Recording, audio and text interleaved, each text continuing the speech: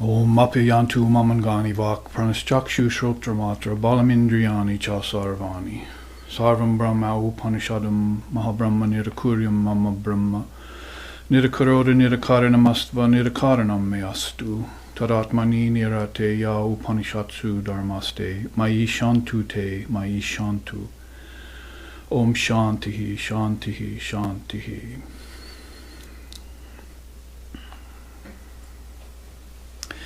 May our bodies experience great health.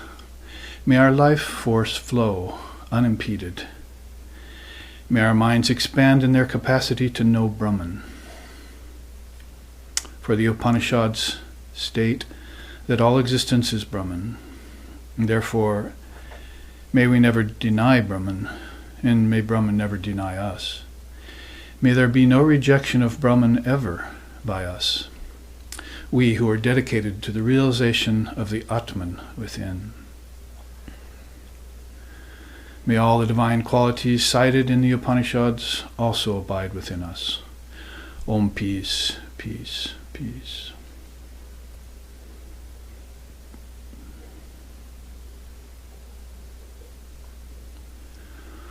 Om Dhanu Grihitva Upanishadam Mahastram Sharam Hyupasanasita Sanjayita Ayamya Tad Bhavakatena Chetasa Laksham Tadevaksharam Somya Vidhi.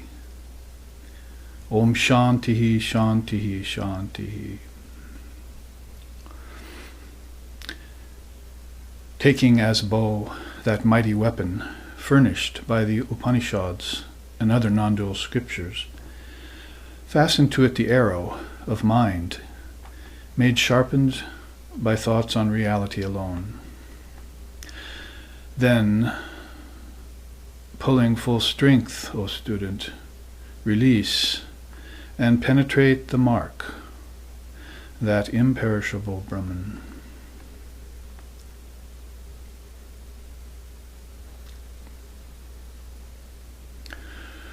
Om Satyena Om Satyena Labhyastapassa Hyesa Atma Samyagyanena Brahmacharena Nityam Antaha Sharirehi Jyotirmayo Hi Shubraha Yam Pashanti Atayaha Kshinadoshaha.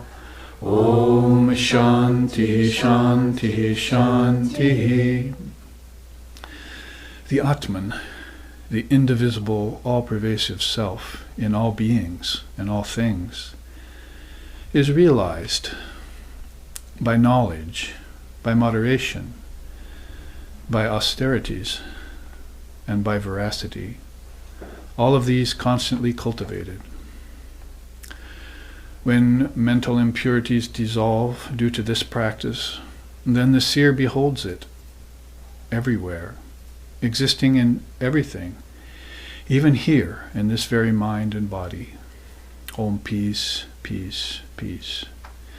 May peace be unto us, and may peace be unto all. Om Hari Om.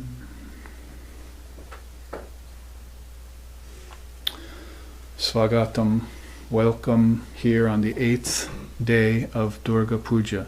Navaratri is 9 days and 9 nights of worship of the Divine Mother, specific to Mother India. That is, you don't find Mother with her own scriptures and her own lineage and her own tradition in any of the other traditions of the world, religious traditions. Only in India you find Mother brought out. And even more so by the advent of Sri Ramakrishna Paramahamsa, whose teachings on Mother Kali and her wisdom were brought forth to us here in 1893 in America, the Parliament of Religions, when he came and revealed to us this hidden Shakti power existing in everything. Te Dhyan Yoga Nugata Pasyan, and so forth. Devatma Shaktim Svagunayar Nagudim. The ancient rishis of India practicing the yoga of meditation, Dhyan Yoga, beheld this subtle power, Devatma Shaktim, divine Shakti, existing everywhere and in everything, which had been veiled from them earlier due to the limitations of their own intellects. That is, they didn't meditate deep enough to penetrate through the surface of things. That's called Maya, or samsara, if you want to use it in Buddhistic terms. So penetrate deep through the appearances of things and come to at least a subtle level. That's getting beyond the relative frame of reference. That is, everything has to do with body and senses and so forth, and getting to this level of mind and intellect. And hopefully the mind can be made non-dual and the intellect can be made sharp, so that it can penetrate deeper, because there's another level, or maybe two, to penetrate.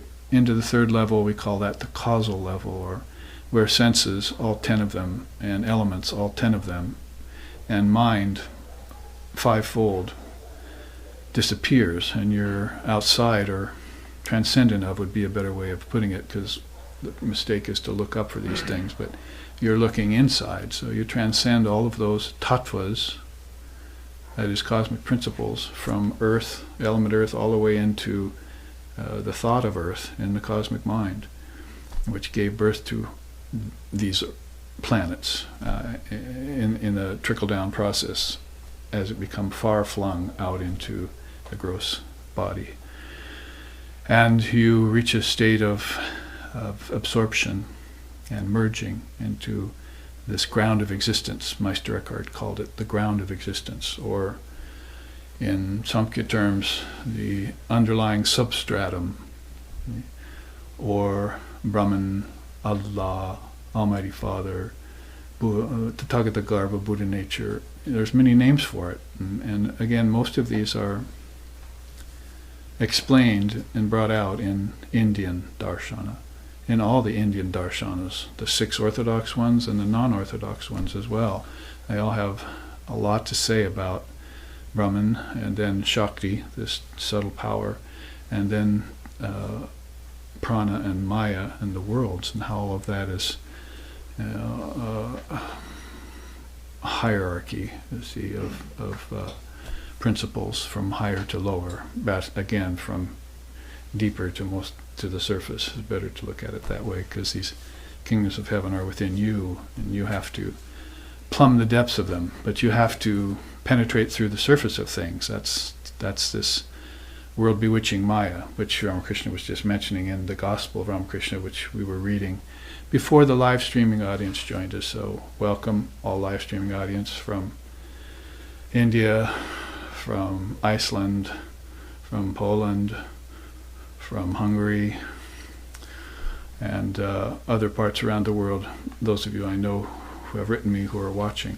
And then, of course, around the United States, and right back to my own home of Hawaii, where several souls, ardent, sincere souls, are looking on and drinking in the nectar of non-dual wisdom that is at the foundation of all these teachings. The Dharma, if you want to put it in less extreme or ultimate way. The teachings are a doorway into non-duality. They themselves, of course, cannot reveal to you that essence. You must do that yourself. But they act as destroyers of ignorance, like Ganesha, which we will get to in a minute, and take us beyond that intellectual frame of reference, which scientific Westerner is so limited by at this point, at least from the standpoint or perspective of the luminary or the Eastern seer. We have to counterbalance this science and also guard against fundamentalist religion and conventional practice, and bring all of this forward and deepen it. And Vedanta boasts being able to do that.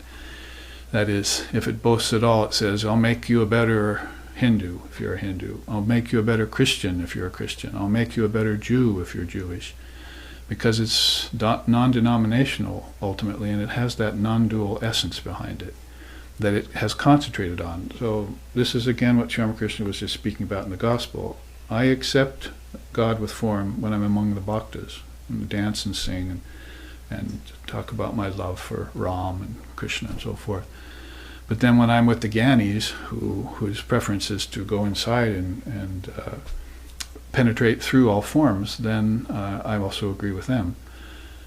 So he is a chameleon, a karma chameleon, if you want to put it that way. He can make himself look like any religion or any path that he chooses, and that was one of his great gifts, the revealing of the universality of all religions, so that they can at least get along and be harmonious. What to speak of, begin to borrow teachings from each other, and also see the similarities between the paths, that the paths are different, but the goal is the same. Ekam sat vipar bahuda vadanti. That's in the Rig Veda, which is the oldest scripture in existence, even by carbon dating standards. You go back to the Rig Veda, you've penetrated at least 5,000 years before Christ, they say, and probably more. So that those statements of universality are there in India before India was called India. It used to be called Bharat, just the eternal. Because they said, well, we've come across the truth here on earth. We've discovered the Adhyatma Shakti existing in everything, and we've penetrated through the surface of things like enjoyments and objects and possessions and sense of agency and sense of ownership. We've gone beyond those things, and we've seen this divine reality, nameless, formless essence. Hard to put a name to it, you see. Many religions didn't want to, but we could say Brahman or Atman.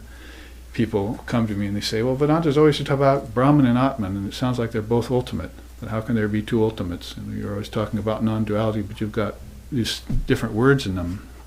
My teacher used to say, well, it's sort of like the Hindus call Mount Everest Gauri Shonka, and the Americans call it Mount Everest. It's the same mountain. So you have to look in those terms. You see, your Atman has been apparently individualized. In fact, we're studying the Adhyatma Upanishad right now. And if you go back to the very beginning, in the cave of the body is eternally set one unborn being. Earth is his body, water is his body, fire is his body, air is his body, mind is his body, intellect is his body, mind stuff is his body, that's thoughts and so forth. The unmanifest is also his body. And so there are 5, 6, 7 different layers of manifested Brahman, if you want to put it that way, over this unmanifested Brahman. And those are called sheaths. In English we would pick that word, or upadi. But upadi is a container. Unfortunately, it's also a covering. If you take an upadi, like body, prana, life force, a man does not live by bread alone, that kind of force, or mind or intellect or ego, then you're dimming down, you're covering up. This, in some people's cases, dumbing down. So much so that they forget their own true nature and don't believe in it anymore, and have nowhere to go at the time of death, but to speak of a practice of meditation. And that's where suffering kicks in, and samsara, and lifetimes of suffering even. Ignorance. There's only sin in India, doesn't like to mention the word. If there were a sin, it would be called avidya, ignorance of your own true nature. Well, these two words, Brahman and Atman. You can come up with more if you want in India. Mahavishnu, Paramashiva, Mahashakti. For each of those denominations in India, these different pathways in India, they have an ultimate they look at, and they might assign it by different names. Om Indram, Mitram, Varunamagni, Matarato, Divya, Sasaparno, Garutman, and so forth. Another Rig Veda sloka that's very beautiful. It says, to that one indivisible presence, the seers sign many titles. The Lord of the gods, that's Indram, Mitram, the friend of all beings, the all-pervasive ether of spirituality, the fire of yoga, the waters of life, the devourer of death, the winged carrier of consciousness, that's Garuda, and the one who shines forth the light. Does that sound like limited or small thinking 5,000 years before Christ? This is how they were thinking. And they were including in inference all the names of the Lord coming from the relative standpoint, and then assigning it to that one indivisible presence, that singular presence, which this Upanishad starts out in its very first sloka as stating, in the cave of the body is essentially set this one unborn being. Unborn means no birth, no death for it. If that's in you, then you also should start thinking, I have no birth, I have no death. Na mrityor na shanka na me jati beda. Pita naiva me naiva matamajan, Mahashankara says. I never die because I never had a birth. I don't even have parents. Mata and Pita. See? I just assume these things and give them up, and myself remains the same as I do that, like ocean waves changing, but its depths and remaining the same. So we in Vedanta have this penchant, this great fortune to be able to see via the light of Sri Ramakrishna's advent in the 1800s on this earth, the most recent avatar called the Kali avatar, avatar of Mother, to take recourse to these teachings and to understand them fully, even as Westerners, Americans, raised in a materialistic culture, which is presided over by either fundamentalist religion or Western materialistic science. And that's our predicament, see, caught in between those two rocks, or that rock and a hard place. Neither one of them will satisfy us, nor has it satisfied us yet, and it's not likely to satisfy us. Not where it comes to your birthless, deathless nature and your identification with that. You associate with everything else, but you identify with that. That means capital T. There's a word in Sanskrit, tat, that means that. And when they assign that word tat, they mean that Brahman, see, which is all pervasive and in everything, and which can assume names and forms. That is, it can appear to via the power of its Shakti, but it itself remains formless all the time, changeless, timeless, deathless, spaceless, transcendent. Transmission, transformation, transcendence, there's a lot of good trans words. But there's also transgression of those laws. So you have to pick the right trans, pick the right tranny. The transmission, you see, it's important to a car. So to this vehicle of Vedanta, it's also important to push you forward along the path of self-realization and enlightenment. You get a transmission of teaching. So you put yourself in that, like we are here. And some of you are going to watch for 3 hours here on your weekend and give up some time away from work and children, although I wish you had your children with you to listen and explain to them. And we could bring Dharma back to the householder. Because in India they still do give teachings to their children, even in this day and age. And you can see that when the Hindus come to America and other countries, they become very predominant in their fields. Leave them in India, it's very difficult because there's no opportunity there really. Although that's changing some. But bring them here and they excel. Just give them that opportunity, because at the very root they have these teachings of Dharma back in their samskaras. Some skaras run deeper than others, see, as we say. So we have scars of brooding and suffering and fear of death and ignorance and family problems and ancestor rebirth with ancestors and so forth. But they have scars of teachings, Dharma teachings, see, and lifetimes of seeking and remembrance of yoga, and so it runs very deep. If you were American and you wanted to have that, and you were a Christian, you'd have to go to the Middle East for it. So I mean, all religion comes from the East, whether it's Far East, Middle East, or Near East. And you've talked about Near East, that came from Buddhism as it jumped from India over 32 to 64 generations, finally made its way into Japan and into the Japanese language. So now you have words for Brahman in Japan. There are words for non-dual reality, words for your soul, busho, a reverent greeting, gasho. See, these are all Japanese versions of Sanskrit words that began back in India thousands of years earlier. So the sun rises in the east, but said Vivekananda, but he said it must set in the west. So if it sets here, we have to at least jump on the last rays of that setting sun and make sure that we understand this Dharma while it's given to us. And we have been doing so with the Adhyatma Upanishad, one of the minor Upanishads. Shankara commented on maybe 9 or 10 of those 108, but there are another 99, and we've been looking into some of them. Even next weekend on retreat, we'll look into one of them called the Sita Upanishad. Last October, we looked into the Devi Upanishad. So we are really beginning, SRV Associations, to connect up Divine Mother Shakti with Vedic non-dual wisdom. That's Advaita Vedanta or Shakta Advaita Vedanta. That is, we're putting a realization of the Divine Mother power who illumines our thoughts together with the non-dual wisdom of Brahman. And so that's going to complete the picture. You've either got the top step, so you've got the bottom step. You're there as a very beginner or even an ignorant person, you see, and then you've got Brahman. People come to think, oh, there's this high Brahman, I think I'll meditate on it. And they're trying that jump, you see. And then they forget all the stages in between. Hearing the truth and meditating on the truth and worshiping God with form, deifying the world, getting rid of your karmas, sanctifying the 5 elements in nature, and on. See, they forget all that, and they can just jump to this high position. I think I'll be a meditator now. Good luck with that.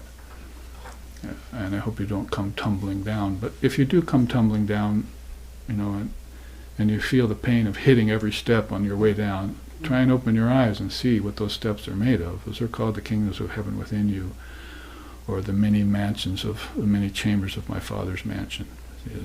You need to see those. That's cosmology. From cosmology, you get to philosophy. From philosophy, you get to spirituality. And that's another 3 steps description of the soul's involution back to its source. It evolved out, evidently, into the body, and now it's got to find its way home. And when we say cosmology in the West, make sure you don't look up and say, oh, what a beautiful cosmos up there. That's not what they mean in Indian philosophy and darshana. Cosmology is within you. This we've known for hundreds and thousands of lifetimes, this gross world. We know the 5 elements and the 5 senses and the objects like the back of our hand, up and down, and that's really our problem, is because we're attached to them all. We can't let them go, even at death. We don't know that they all came out of us, that all those kingdoms of heaven are within you. And what do you think he meant when he said that? I mean, it's hard enough for you to look up and say, wow, all of that infinite space is within me. That's going to be a difficult assumption for any person. But, it becomes easier to know that planets and trees and rivers and lakes and mountains and insects and animals that you have this affinity for, especially here in Portland, an over-affinity for it, I would say, are inside of you. And it's not because you were once a dog, it's because the dog has come out of you. It's your thought form. And the thought dog also exists in the mind of God, the thought animal, the thought cup. I used to say you can destroy the clay cup, but you can never destroy the thought clay cup. That's indestructible. See, that's its seed. And that seed is lying in your deep sleep state.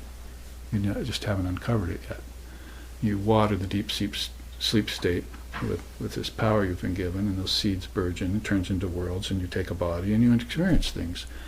But you should also be able to reverse that process, not get stuck way out there and you're like a magician creating a world with his magic wand. See, then he gets so fascinated with it, he steps in and he leaves his magic wand outside. Now he can't get out. You see, he's caught. He thinks this is real. Well, that's the predicament of people all over the world by the hundreds and thousands. They believe this world is real, and it's just simply not real. Anything that changes cannot be reality. This is the rule of thumb in philosophy. So you have to find the unchanging, the underlying substratum, the ground of existence that Meister Eckhart talked about, and that he was practically ostracized for talking about. So that's what the Upanishads are on and on about, and that's why I chanted today, Danu Grihitva Upanishad Mahastram and Om Api Antu Mamangani Pranashchaktu Shrotamatra Bhamindriyani Cha Sarvani Sarvam Brahma Upanishadam Mahabrahma Nirakuram Mama Brahma. Upanishad, Upanishad, Upanishad, that's Vedanta. If you want a definition for Vedanta, it's Upanishad. It's those 108 great scriptures, probably the only ones left from maybe thousands that were in existence at one time that we still have. So 99 of those, 108 of those are still here. 10 of those are authentic because Shankara put his great mind on it in 700 AD. But there's these other 99 that we still have to kind of unwrap. See? So at Durga Puja, like in Seattle next week, we'll unwrap our second one, Sita Upanishad. Last October it was the Devi Upanishad. That was a memorable retreat for all of us. I still have people writing to me about that. Because when you study these, you feel the presence of Mother Wisdom in it. But if you study an Upanishad about her, she tends to come out even more. Oh, you want to see where the source of this wisdom is? I see. Okay, well here, let me give you the secret. See? This is the divine, this is the secret doctrine, and she is the secret. That's the last sloka of all 7 of those goddess Upanishads. This is the secret doctrine, and she herself is the secret. So she's hidden. It's like, sometimes we sing, maybe could even sing it tonight. Om Lajapatavritti Nityam Sharada Jnanadaike Papebhyo Nashadaraksha Kripamayi Namostute. So Lajapatavritti Nityam, she's modest, retiring. She has a modest veil, you see. She stands behind everything, watching as the detached witness consciousness. And there are songs in India by the numbers. I remember one line just comes to me. Even the yogis cannot see her in their deepest meditation. They may see the light of Brahman, and they may see the cosmos and everything inside of them, but to see her is very rare. In fact, in some of these Upanishads and in other scriptures, you heard it said that when Lord Brahma appears, it's hard to get a vision of him, four-faced Brahma. Each one of these 4 faces is singing one of the Vedas in which these Upanishads are contained. So that happens only when Divine Mother is about to make an appearance in form. She's essentially formless too, which is another great mistake we might make if we start seeking her only in form. Oh, call her a nature spirit or a nature goddess. That's a big mistake, limiting it there. Or calling her, the mother of children only, or things like that. You don't realize that she's the formless essence that makes everything animate. She's the sentiency in everything. Otherwise it would fall lifeless. Sun wouldn't shine, water wouldn't flow, wind wouldn't blow. Well, the mind wouldn't exist, and if the mind doesn't exist, none of this would be here. See, because this all came out of your own mind, and of the collective mind of hundreds and thousands of souls at 5 different levels of Akasha. Kings of heaven within, divided 5-fold as far as India is concerned, sometimes 7-fold, the 7 worlds. And over each of those worlds inside presides a great rishi, and on the highest realm, Satyaloka, is Swamiji presides over that, Sri Ramakrishna says. So if a great being like him comes in a dark, benighted age like the Kali Yuga here, right in the midst of the deepest, densest thicket of Maya, then he's going to bring something very powerful. So he brought us to Vedanta to proceed upon. Talk to us about yoga and how to remake ourselves. And then he also had this special secret. She who, since birth, has ever led me on through paths of trouble to perfection's goal, mother-wise in her own sweet and playful ways. She who has always and ever illumined my understanding. She the mother, she my all, is my resort, whether my work overflow with full fruition or with none. See? I mean, you've got bhakti, you've got jnanam, you've got meditation, you've got karma, all in one English verse, you see right there. It's like the last verse of his hymn to the Divine Mother that he wrote. Didn't write books. They heard what he said and wrote things down, and those books were then put out. But he did write poems and songs. You can feel, his deep wisdom and his great heart in those things. But beautiful. But I think for our purposes today, she who has always and ever illumined my understanding. She is the Buddhi. Buddha took his name for that. That's Mother Wisdom right there. Our founder, Lex Hickson, used to teach that way. He says, the power that's causing my lips to move, the words that are coming out, the meanings in the words, the objects that the words infer, is all her. And that's how she hides. I have a very involved chart that we're not going to take a lot of time with, but when we get to it, 6 ways of attaining her in Tantra. And it's all about words and worlds and principles. It's very intricate. Tantra is probably, yoga is a very complex system if you studied the Yoga Sutras. But Tantra is equally or more complex, but it was just never systematized. No tantric seer ever came along and said, I will put this all together now in this age. It's just too vast. We've got so much worships and rituals and various things in Tantra. And of course it got very degraded in India and especially now in the West. Limited just, a few breathing exercises and some circus bedroom antics and things like that. Then they call that Tantra, or some smoking of some intoxicant. And oh yes, that's tantric. That's not tantric at all. Not even left-handed tantra. That's atantra. Tantra is deifying everything, bringing the presence of Mother out of everything, even objects, bringing her out of hiding. It's worship. It has everything to do with form, but it itself admits it wants to know everything about form so it can reach the formless. There's no Indian darshana that doesn't propound that. In India, I think there's one materialistic darshana amongst the dozens and dozens. See, and they give it room because we got to give everything a chance. See, okay, try materialism. Maybe we should all call ourselves Chakravartins or something. See, we just worshiping the objects, but in the wrong way. So we change our mind, and we'll change that. Like somebody came back from England, one of Sri Ramakrishna's devotees came back from England, and Sri Ramakrishna said, you saw the Queen? And it's just before the war and all that, you see. So what are they doing? They're busy in the shipyards building ships, and it's so busy, they're so rajasic. And Sri Ramakrishna said, it sounds like they're worshipping Shakti to me. So, he has had no overlay of presupposition about it. All they had to do was change their mind about the ships they were making and the acts they were doing, and become conscious of the repercussions, and all of a sudden Shakti would be there. That's the way she hides. Behind our own limitations she hides, and it's not her fault. Rush for refuge at the feet of the Divine Mother of the Universe.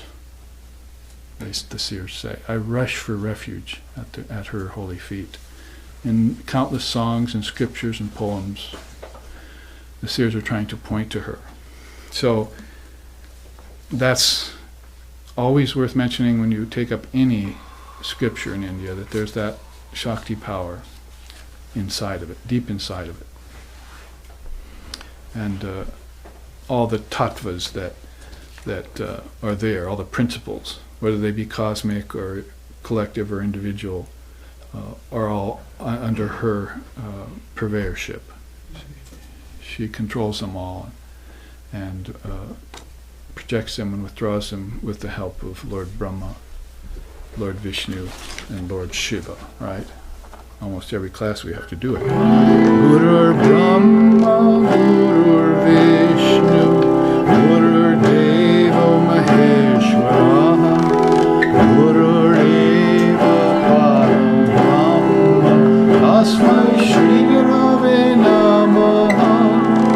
Gurur Brahma, Lord of projection, Gurur Vishnu, Lord of sustenance withdrawal, Gurur Deva Maheshwara, Shiva, the destroyer, dissolver.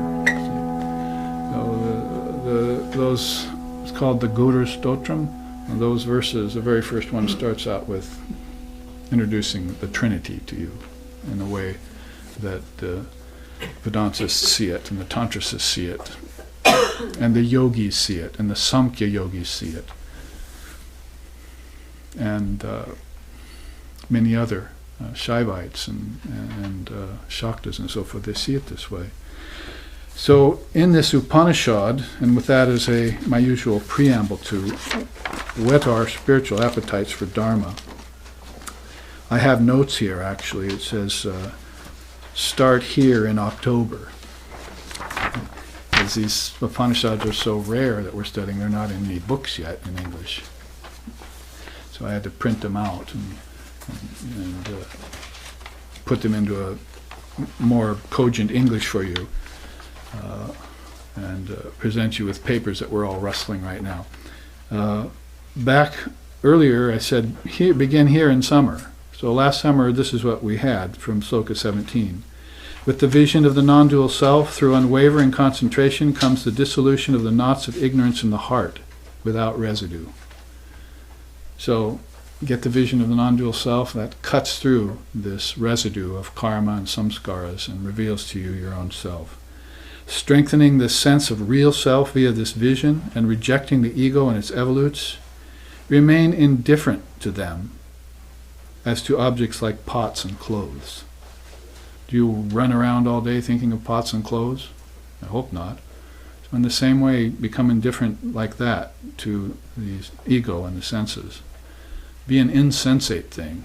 Just be the Atman, guiding the body and mind around with energy called prana. But stay centered in yourself. These other things fall to the background then, and that's the opposite way of what most people are living. Brahman not only falls to the background, it's not even considered anymore. Like at the end of the day, meditating on Brahman. Who goes and does that? Do you have a meditation practice?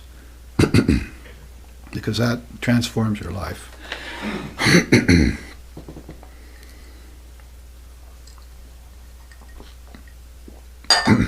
We had that teaching in satsang last night, that when you meditate, nothing happens, and so you think, gee, I'm worthless. You see, I give this up right away. But you don't know if you keep up that meditation, your life starts transforming, and then you forget to make the connection between your meditation practice and what happened in your life a year or two later. Maybe such time has passed that you accredit it to luck, or to destiny, or good fortune from the gods or something. But it's from your meditation that your life is changing for the better. And also for the better by getting rid of for the worse. That begins to go away. One day I awoke, sings Ram Prasad in one of these beautiful songs, and my ignorance was gone, utterly gone. Who can veil the truth, he concludes? Who can keep a blazing fire tied in a cotton cloth? So my ignorance was gone, utterly gone, means that I practiced for a long time, and my ignorance was my companion for the whole time I practiced. Then one morning I awoke and it wasn't there anymore. See, I didn't see it go away. I didn't watch it disappear like we would all like to do. You know, like some blight on your skin or some disease. But there it was, gone one morning. And that was due to his practice. So you just do it. You just do the practice, and you don't expect to get visions and bliss and all that. Holy Mother, Sri Sharda Devi, my teacher's teacher, said, visions, bliss, what are all those? Those are the side products, the byproducts of spiritual life. Real spiritual life is building character.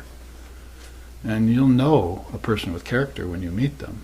They tell you the truth, they live in the truth, they shine, and they're never brooding. See, the three obstacles are gone in them. They don't consider themselves separate from God. I and my Father are one is their unspoken mantra everywhere they go and everything they do.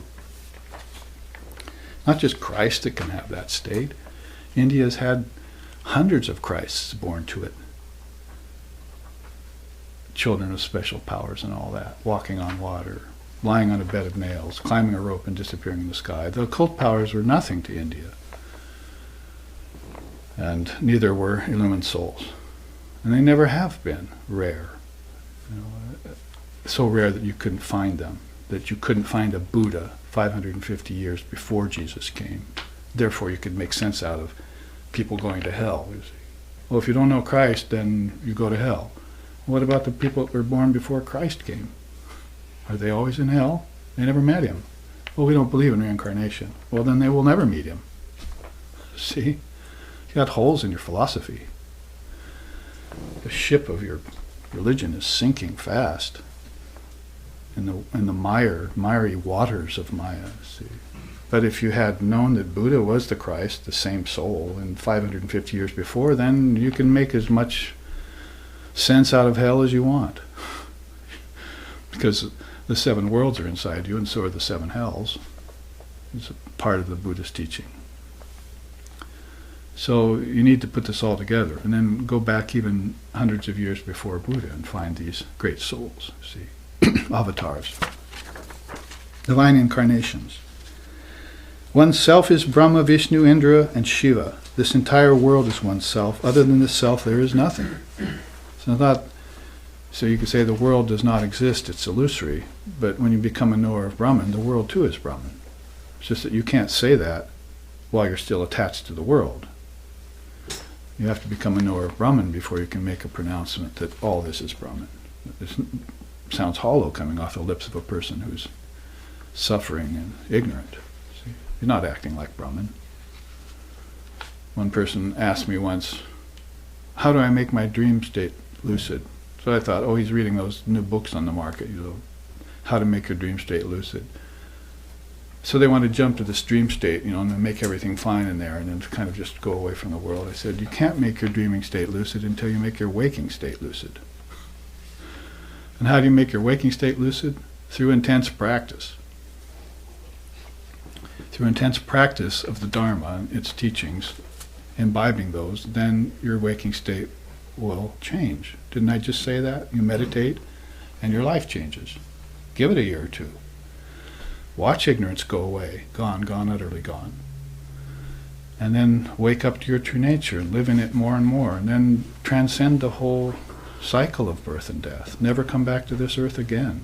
India has, and Buddhism has no problem telling you that. You don't want to come back here again. No other religion tells you that.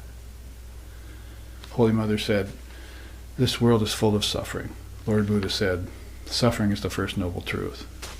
Holy Mother went on to say, this suffering gets into the very marrow of your bones. May you never come back here again. Birth and death are very painful. Realize the truth and leave this place. This place is a hole in the ground. And your relatives are vipers inside that hole. You might have noticed, even if you have a good family, would you want to go back and do that all again? I ask so many people that. Do you want to go do it all again? Gee, no, actually I don't.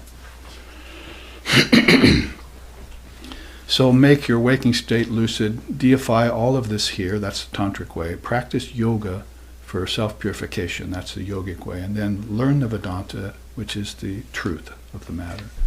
Vedanta is just non-dual truth, that's all. Everything else is trimmed away. And this is what you find in the Upanishad. After repudiating all objective appearances superimposed on oneself, by yourself I would add, one remains alone as the Supreme Brahman, full, non-dual, essentially inactive. You are essentially inactive. Krishna says that in the Gita. All actions take place in nature. No action takes place in you. You're always the witness. Why are you projecting yourself into the ego and getting pulled here and there by good and bad and pleasure and pain and life and death and virtue and vice, good and so forth? See, happiness and sorrow. That's the ego that's experiencing those things. You say you don't believe in reincarnation. Well, you've been there at every one of your deaths. And guess what? Here you are again. See? You were there at your birth, and actually you witness your birth and your death over and over again until finally you say, I think I won't do that anymore. See? I think I won't project a name or a form in the worlds of name and form and time and space, unless I can do it in full consciousness. That's how, when they saw Swamiji, even the Christian priests and so forth could not believe him. There's a man who never had taken a woman, owned no property, had no money, and the Christian priests were going, we just couldn't believe him, you know. So they asked him one day, people around him asked him about that, said, should a man be reborn? Because he introduced him to the idea of rebirth. Wasn't, you know, some of the kind of occult and New Age people of the 1890s were, you know, having living room seances and big tent revivals. That was our spirituality back then. So some of those people who got unattracted to that or disillusioned with it and came to Swamiji for Vedanta asked him one day, well, you speak about rebirth. Should a man be reborn then? They were actually, you know, curious to understand this. He said, I sincerely hope he will not be reborn. Not until he can do so in full consciousness. Maya is made of hundreds and thousands of people who are being born without their consciousness, without their awareness, in ignorance. That's Maya. That's samsara. But you don't find that problem amongst the seers, the sages, the saints, the luminaries, the yogis, the rishis. You don't find that problem. They're not living in Maya. Even if they have a body, they're not living in Maya. They're always living in Brahman.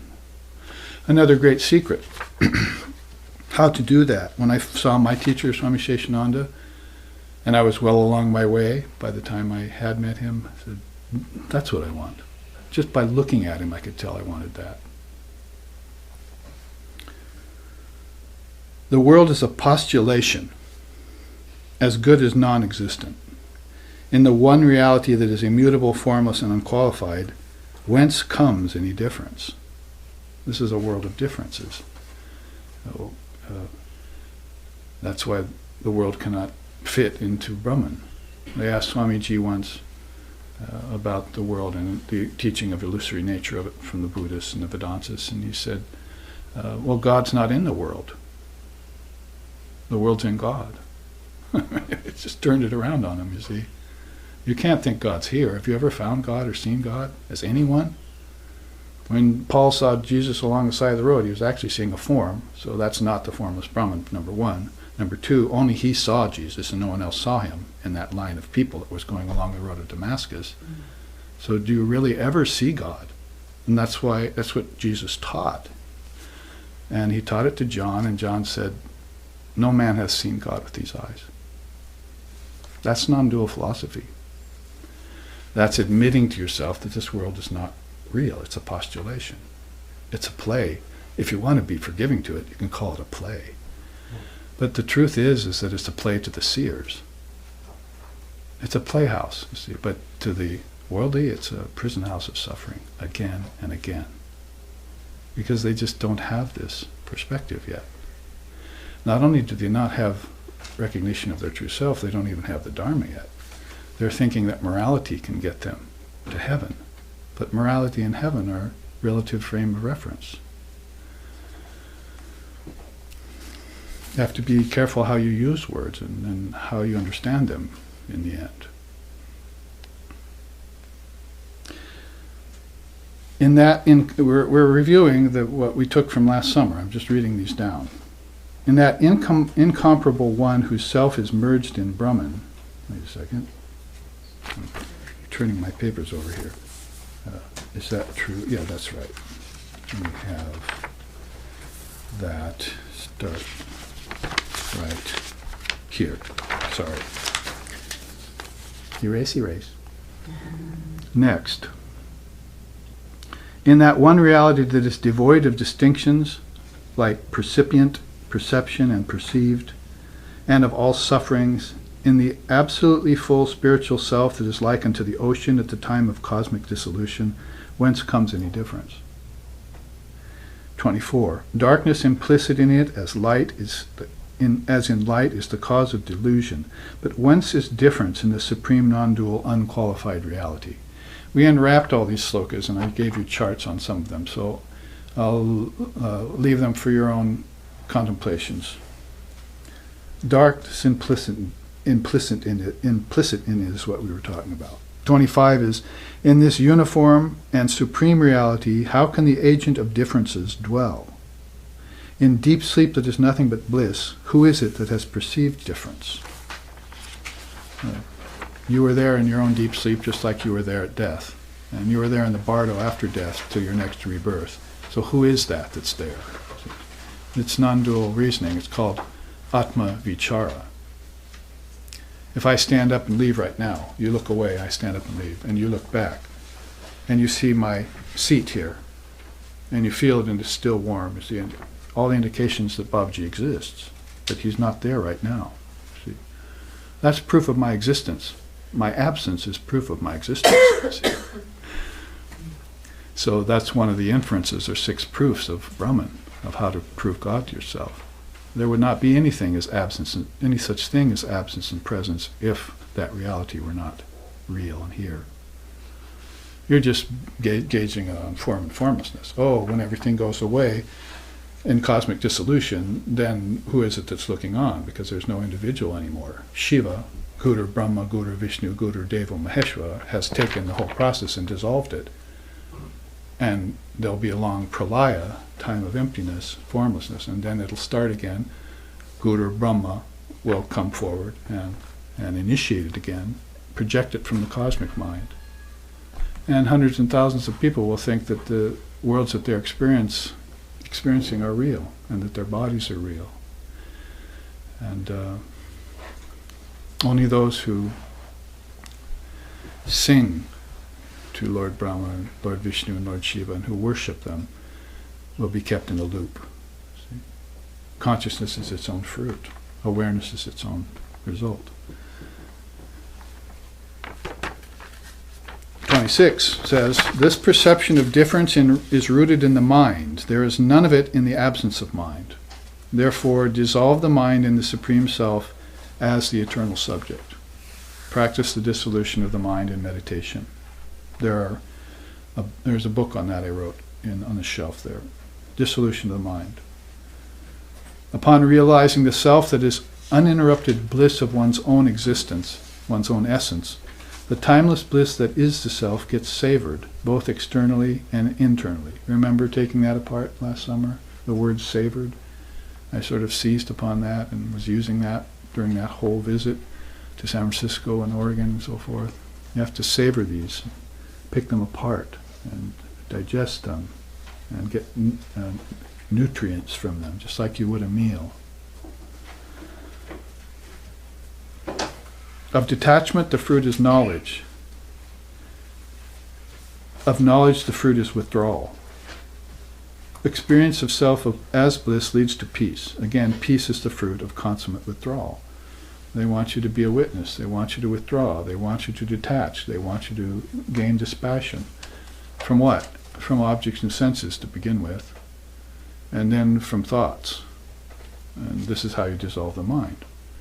This is mind made manifest here. This was started out in my mind, and now it's a solid object.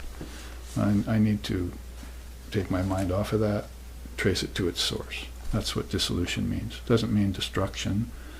You can't destroy anything because nothing doesn't exist. It's all existing all the time. It's just a matter of whether it took form or it doesn't. And you're deceived and duped by that. When it takes form, you call it birth. And when it disappears, you call it death. Wrong assignment. There's no birth and no death in Indian teachings. There's just the eternal self, Brahman. That's all that exists at all times, no matter what the appearance be. Coming and going is all mere nonsense. Do I have to quote it again? It's a beautiful thinking style of Vivekananda. Coming and going is all mere nonsense. Where's the time when the soul will come?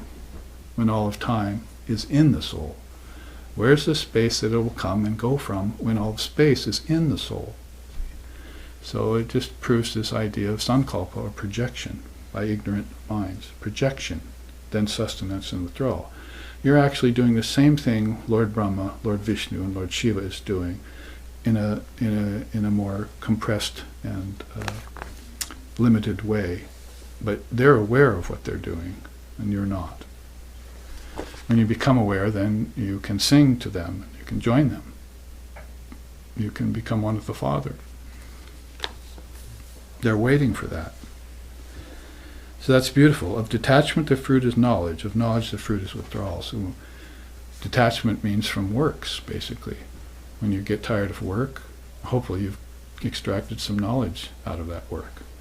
And then you can savor that knowledge. And then you'll get peace. See, it's just, that's the way it should be with a person's life. Lord Vishishta says, if you get old and your mind is still unsatisfied, you still have desires, and you're brooding all the time, then something went wrong along the way, see. Sure, go ahead and experience life, even if it's unreal, see.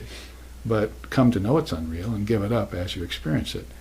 People are grabbing onto their experiences as if that were the all, end all and be all of their life. But you're not the experience, you're the experiencer. And actually the experiences were given to you by you, not by God, because why? God is inactive. And Krishna says the same in the Gita. It is not produce the fruits of action for beings. They themselves do that. He just stands back and waits for you to work, play, get knowledge, get peace from it, and then return to your source. And then look back and say, that was an interesting dream. It wasn't like I was Mary, Queen of Scots in my last lifetime or something. That you hear at New Age parties is that you never were the ego that postured and played in a postulated world. See? That was just a projection of yours. And when it's over, it's over. But you're still there. Now you hear that Vedantic adage is so famous. Brahman satya jagad mitya. Brahman is real, the world's unreal. It's funny how people immediately go, the world's unreal? Oh. But they forgot to hear that Brahman is real, first and foremost. That's grant unto the Lord, and so forth. Love the Lord thy God with all your heart, all your soul, and then the world can take back seat. See, but you've put the cart before the horse. That's Descartes. See, Descartes said, "I think, therefore I am." So I would, oh, Monsieur Descartes, I disagree with you.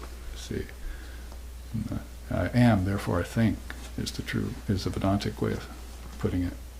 I am first, and therefore I think. First comes soul, then comes intelligence, mind, and so forth.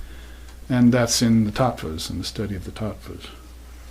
And we worked our way up to that place, and these last 2 or 3 slokas. Without the consequent states, the precedent ones are fruitless. Cessation is supreme satisfaction, matchless bliss is spontaneous. Those are like Zen koan there, several of them put right in a row.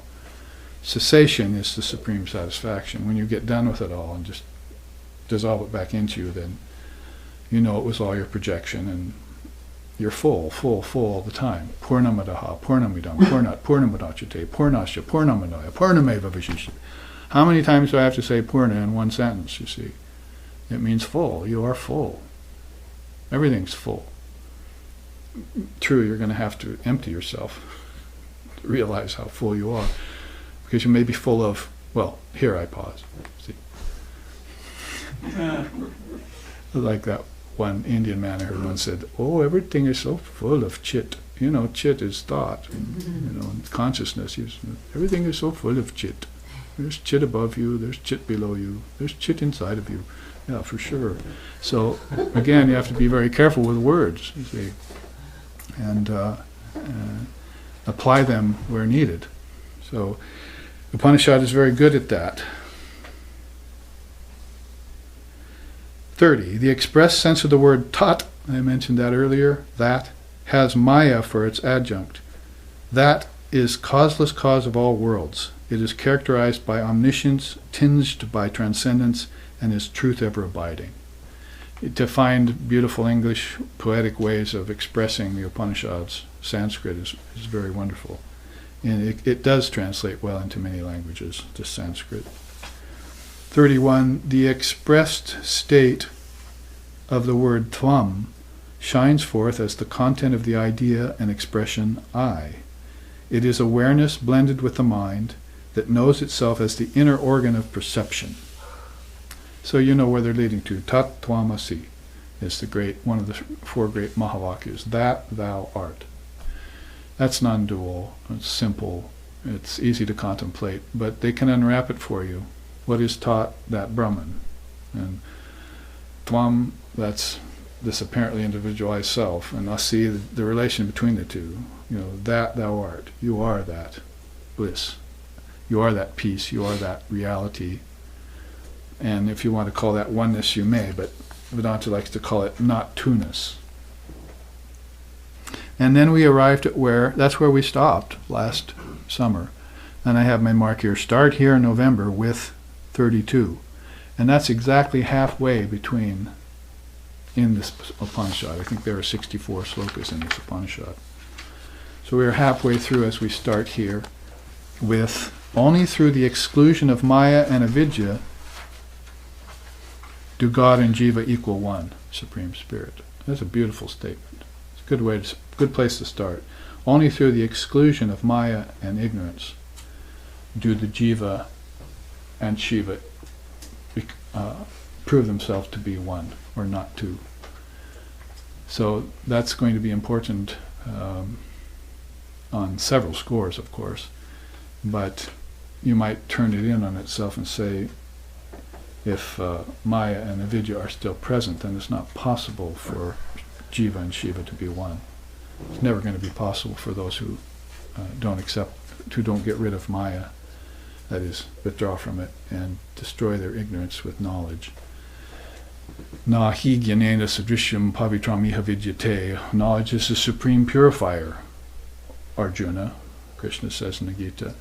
So many realize that over time. So the ones that realize that do away with ignorance with knowledge, and then they get these higher qualities.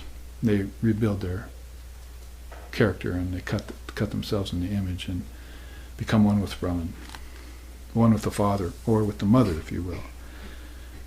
So it goes on. Become only through the exclusion of Maya and Avidya do God and Jiva equal one. Jiva is the apparently individualized soul with its 5 layers. The impartite being.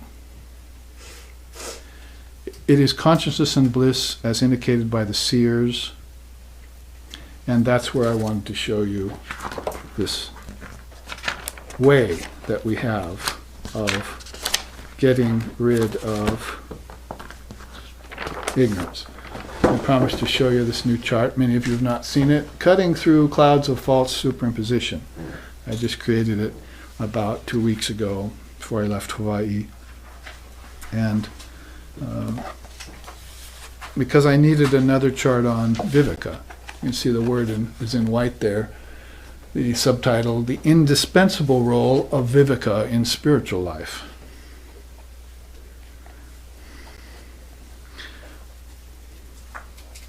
Calling my copy up here on this nice little device.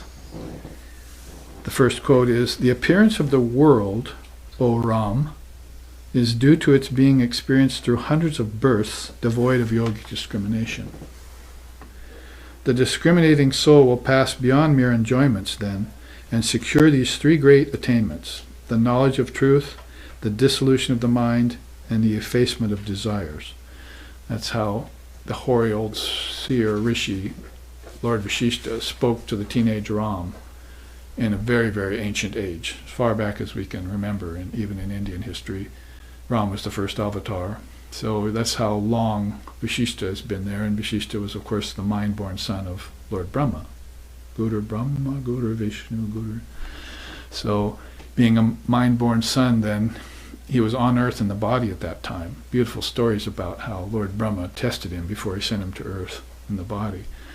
And then when he got down there to earth, then he found that he was there just in time, on purpose, of course, to counsel the young teenage Ram, who, like Lord Buddha, thousands of years later, would be born in a castle with a king as his father and would become disillusioned with seeing suffering and would leave the castle and go and come back and be very sobered by seeing suffering when he was born in the lap of luxury. Sometimes God is born in those kinds of situations, other times maybe in a manger or with poor people. So you'll see taking that birth in different conditions with different cultures at different times in order to prepare for a great awakening. This avatar can bring millions of souls across the curtain of suffering, over that, to the waters of the far shore of existence, right? Godspeed to you in crossing over to the farthest shore beyond all existence, we chant. So, but it has to do it at a certain time. So be born and look like everyone else for a while, maybe have a few special qualities and so forth that people are looking at and not understanding. And as he grows and gets ready to make his own mark, then of course he's going to cause a rent in the curtain of Maya so many souls can pass through. Sri Ramakrishna had said when he was passing that my subtle body will be here for another 200 years so that people can pass over through the curtain of Maya by meditating on me, by coming here. And he hit his own heart. See, by coming here, they will get through the curtain of Maya. So that can either mean for the dualist coming to the exemplar, we like to call him instead of the savior, we call him the exemplar, or coming to realize the Atman in their own heart by their own good graces and reach the non-dual state, or a combination of both. Most people get to the Father to the Son, so you're going to take an image, an ishtam, you see, and meditate upon that with the mantra until you penetrate through that. So it's a combination of grace and self-effort. It's a very good way of doing it. But, for instance, 5-6 million people now are following Sri Ramakrishna, taking him as their ideal. When has that happened? In 100 years or 200 years. It took a long time for Buddhism to spread and Buddha's name to be around. It took a long time for Christ to get known, even past the Crusades. So the thing is not to point such a emphasis at Sri Ramakrishna's advent, but to say that in the age of darkness you need help quick. See? So he had to burn through all that darkness and bring Divine Mother with him to help, and also Swamiji to be the great Hanuman that jumped the ocean. See? When Ram was alive, Hanuman did the jumping, see? And helped to save Sita. We'll do the Sita Upanishad this weekend. So the indispensable role of viveka in spiritual life, I put together this chart because I needed another chart on viveka. I could show you again the 4 treasures and 6 jewels. Viveka is the first of the treasures, and Vairagya is the second, and then you've got the 6-fold 6 jewels as the third, and then the 4th is desire for freedom. So you know what it takes to get the desire of freedom, and for it to be authentic and impress itself upon you in Vedanta's way of thinking. But here I'm showing you instead, bringing out some things that could help you in your spiritual life on different levels, like say the 4 yogas and others. So we'll get to that in a minute. But there you see below an easy diagram: knowledge of truth, dissolution of mind, and effacement of desires. That's how Vasishtha is telling Ram that the soul will gain this yogic discrimination. So as far as knowledge of truth goes, he means study of the scriptures is the means to knowledge of truth. There's nowhere this knowledge is stored any better place than the scriptures. And people who say, oh, that's just words, or those are too old, they don't apply to us anymore, are missing out on the great secret to a huge extent. And they're cutting themselves off from the avenue to truth, which is eternal, not due to passing of ages. Prati Tantra Siddhanta and so forth, Sahaja Tantra Siddhanta. There are different ways that people look at the scriptures, but basically that they're eternal, always there, and you need to bring them forward and study them, no matter what age you're in, is the look that the great souls take at it. It's Sahaja Tantra Siddhanta. It's nectar-like, it's true, it's real, and it's abiding. And it doesn't change with time. Sure, you'll have to find it and put it into your language via a good guide, good teacher, a good Advent very good to live in a time after the avatar has just come. Just within 100 or 200 years of his being here and her being here, and everything at the trail is very fresh. It's not that hard to become to say, the game's afoot, like Sherlock Holmes, and begin to detect these inner truths that lead you to the realization of the Atman. So study of scriptures, that is the means to knowledge of truth. Knowledge of truth, not truth itself yet. But that's how you get there. Where else? Who else has ever told you anything that helped you get close to truth? Unless it was a slap in the face kind of statement that diminished your ego. But that's just a real sort of awakening. You have to have more than that. You have to gain back the courage of your convictions by hearing these great statements, and then make them your own and contemplate on them. Like at satsang last night, someone wanted to know about that and asked the question, what's the difference between contemplation and meditation, and between hearing and actually contemplating the truth, and Shruti Yukti Anubhava, we call it in our tradition. Must hear it first and then contemplate it, then realize it. It's a three-part process. And there might be a fourth process to it too, bringing it all back fully after you have realized it to others. Second, there's the dissolution of the mind. Practice of yoga is the means to dissolution of mind. In all the yogic systems, you'll find that pretty much they're asking you to do that. I met a Zen Buddhist yesterday at the print shop. I was printing out this chart, and she was there, an older woman. She saw this chart. I laid it down and went for the next chart. She was over there reading it, very nosy, in a good way. And so she was kind of reading it. She's amazed, right there in the print shop, to find this wisdom laying there on a table. So we got into a conversation, and she liked very much what I was saying. I told her the yogic system has you connect earth with smell, and water with taste, and fire with sight, and touch with air, and ether with hearing, right? And that's how you dissolve the mind. You could come up with all sorts of strange misconceptions about what dissolving the mind is. Maybe you could pour some acid in your ear or something. Is it done yet? See, you have all sorts of strange notions about it. Just empty the mind. Like, well, that may be a good start for meditation, but it's not going to stay empty for long. Come back to the relative plane of existence, and it's full of thoughts again, and ideas, and desires, and plans, and so forth, you see. So yes, you can get above it for a minute, and you come back to it. So how do you actually dissolve the mind? It's just a phrase we use, dissolution of the mind, and it really means that based upon knowing the truth, knowledge will dissolve the ignorance, and then you will naturally see the connections to everything, all the way back to your soul. You'll see these connections. That's why I started with that teaching. When you meditate, then things happen in your life. Most people do not make that connection. That the meditation was directly responsible for the things that happened in your life. And a month or two has gone by, or a year or so for a practice, and something happens, and you don't go back and say, thank you, meditation. Thank you, God of meditation, for doing that for me. You don't do that, you see. And the very same thing is true with action. You don't connect the action you do with the karmas that happen later.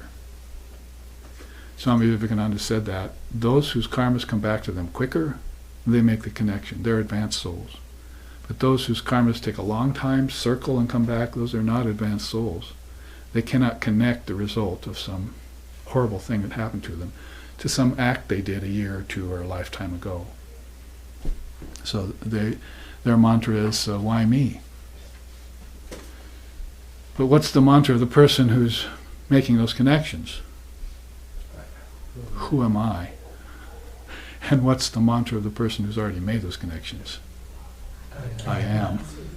Yeah, Tattvamasi, I am. So are you going to say, why me? Are you going to say, who am I? Or are you going to say, I am? You need to, again, move through these three stages of awareness and arrive. Arrival is very important. So practice of yoga will help you dissolve the mind by making these connections. And when you dissolve everything, you'll see that it's still in potential and seeds. There's somehow, once in a while, a very great soul that can burn those seeds. And that's called nirvikalpa samadhi, or nirvana. Like Buddha saying, I'm gone and gone forever. I am pure intelligence. I am awakened. I've burned all the seeds. O architect of the house of Maya, I have seen thee. Now I will not build any more homes, he said. Not homes made of wood or stone or flesh or bone. These are all constructs. See? And not any house is made of wise conception either. He's not even coming back, with a, as a genius or as a wise person, you see. He's gone and gone forever. So every once in a while you'll have those great souls who are able to do that, complete dissolution of the mind all the way back to their formless essence. And that won't be just a taste of it like some of us might get if we practice. It will be complete and final. It's just dissolving everything, because everything is a construct of nature. Everything that has a form or changes is suspect, and is also subject to suffering, to gaining and losing. So these are great souls. And effacement of desires, and that's going to come up in a chart tomorrow called the 3 Factors of Enlightenment, that Holy Mother's teaching by Holy Mother. It's another new chart that you'll see. But effacement of desires plays a big part of that. Production of positive impressions is the means of effacement of latent impressions.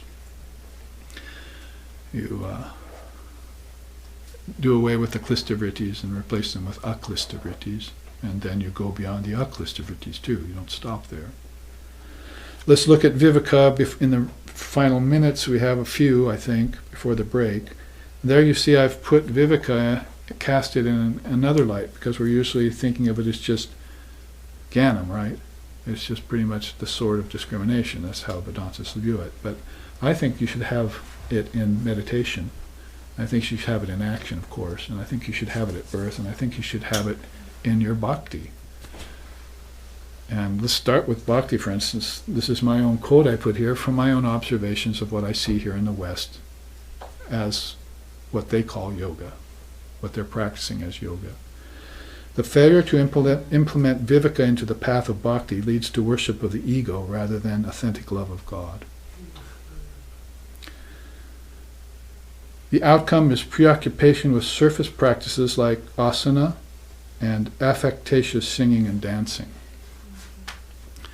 So I'll stand behind this statement because it's my own experience since the 1970s when I toured with Jama Music Ensemble and were singing bhajans and stotrams of India that I had learned in India and presenting it before different audiences and people. And that was before the New Age, so-called New Age, happened in the 80s, and into the New Age and after it. So it's fine as a beginning, you might say. A little asana is good. One asana is best. This is called ekasana that you've seen me sitting in for the last hour and a half. I haven't moved. I haven't shifted. I don't feel any pain. And my spine is straight. My breathing is good. Therefore, energy can get to my mind and I can talk to you, I hope cogently, and present this Dharma and be a representative of truth for you to the best of my ability. Well, yes, that's asana, but it's not. You want me to do a bunch of asanas after the break in front of you while I try and explain things to you? Shift about? Or develop desire for asana? That's called asana vasana.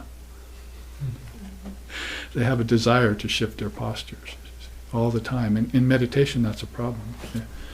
All right, settle into meditation. Oh, let's see, maybe I should shift. Well, maybe there's another posture I want to try. That's not meditation, that's distraction. You want to meditate upon the Lord as thine own self, seated in thy own heart. Not in your body, and not in your anatomical heart either. That gets dissolved, right? That's the only way to truth, is to dissolve those things out of mind, just straight. Yeah. And transcend those things. Get beyond them. That's your challenge. Can I get beyond the objects? Can I get beyond the thought of objects? That's basically what you're doing to dissolve things. Savitarka and nirvitarka, savichara and nirvichara. That's yoga. That's Patanjali's own teaching. It isn't telling you to shift about in your meditation. Or practice 100,000 breathing exercises. Just even out the phases of your breath. Puraka, Kumbhaka, Rechaka, in this seated position, and just watch the energy rise up your spine unimpeded, naturally. So, otherwise, you see that it's worshiping the ego, and my teacher made a wonderful statement about that. He said, unfortunately, fundamentalist Christianity of today here is dualistic philosophy only, and they think that they're praying to God, and the soul, but that's not the soul they're praying to. That's the ego they're praying to. And he'd follow that up with teachings like, your philosophy seems to be pray to God, but keep the powder keg dry. Know what he meant by that?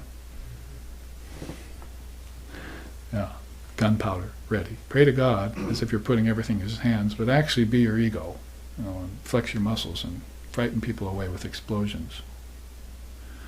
Once a scientist was talking to my teacher, and he said, see that car over there, Swamiji, that belongs to the Vedanta Society? If you could collect all the energy from the atoms of that car, you could blow up 3/4 of the world. Swamiji looked at him and said, but what good would that do you? This is the way an immature soul thinks. This is a child, a kid, in the form of a man, with a huge bloated ego and a materialistic intelligence to go with it. And he's thinking of fireworks, like kids at 4th of July. But the Eastern man, the Swami, the renunciate, the monk, the luminary sitting there thinking, why would I want to do that to anyone or anything? See? I want to blow up the curtain of Maya, if anything, and bring this Dharma to them, to get them out of their suffering. And so that's a kind of suffering. It's an occult power that they're engaged in. That's going to bring them karma, if they exercise it. Yeah. So we have taken this one example, how to bring discrimination into your devotional life. Very important, and seems to be missing in my way of thinking when I look over the last 30 or 40 years of sharing the Dharma with Western culture. Also bring it at birth. We'll do one more and we'll take a break. Viveka at birth. That is, and just let Lord Vashishta explain it himself here. The primary disease of the mind is the desire for rebirth. It's pretty direct. The secondary disease of the mind is reincarnation devoid of discriminative wisdom. It's beautiful, you see. It's just saying, don't ever get reborn. But if you find that you have to for some reason, bring your discriminative wisdom with you, please. See? It's like Ram Prasad in his beautiful poem, O mind, you leave the garden of your mind fallow and unplanted and unfertilized. And he starts out that way, and then he tells you how to fertilize your mind as a farmer, using the farmer metaphor. And at the end of the song he says, and if you find farming difficult, bring these poems with you. Out on the field. So it's pretty much what Vashishta is doing here. If you have to take a birth, then it's very risky. Even the seers take a breath of reticence when they think about being born in the womb of matter. Taking father and mother when there is no such thing.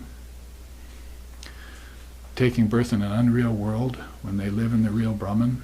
I mean, they're going to have to do some pretty, strong discriminating to see their way through the womb of matter into the body and grow up, and the whole society, millions of people around you saying, teaching the way of Maya.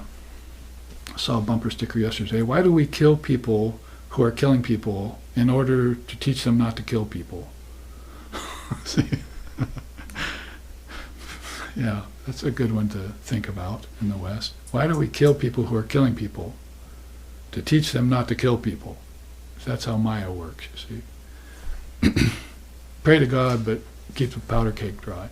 Powder cake could also be a little box of cosmetics you have there with some powder you smear on your face to make yourself look better when you're a mess inside. Oh, come, potential husband, potential wife, potential partner, potential lover. I'll paint myself on the outside so you'll be attracted to me. I'll deceive you. But look out for the hornet's nest of karma that I have inside of me. That's an occult power. It's called Mahima, making things look great when they're not. It's an occult power, one of the 8 of them. There's a chart on that tomorrow. Finish that quote. From its absence, that is the absence of discriminative wisdom, comes lack of control of the senses and the inability to quell desires. So you just back up and, this is based on that, that's based on this, and you haven't satisfied all the criterion for being able to initiate Vivekananda, Viveka, Vivekananda would be nice too, but Vivekananda at the time of your birth. And Tibetan Buddhists talk about bardos. There's a bardo after you die and before you're born. There's a space of time there that you're still thinking about your old karma and about to take a new body. For most people, that's 100 years, Holy Mother says. Most people will take a spirit body for 100 years. Spirit body does not mean Atman, by the way. It means a subtle body with desire still in it. And then about 100 years later, they'll be reborn, and this is why no one remembers them, and they don't remember others. Whereas if seers take a couple year break and come back right away into the body, they know what's going on. See, they've connected the dots. That's their business. Many pithy points to ponder. So let's ponder them at the break while we aerate, liquidate, and liquefy, and liquidate the mind. It works. And we'll come back in 15 minutes to do the second half of this first class on the Adhyatma Upanishad.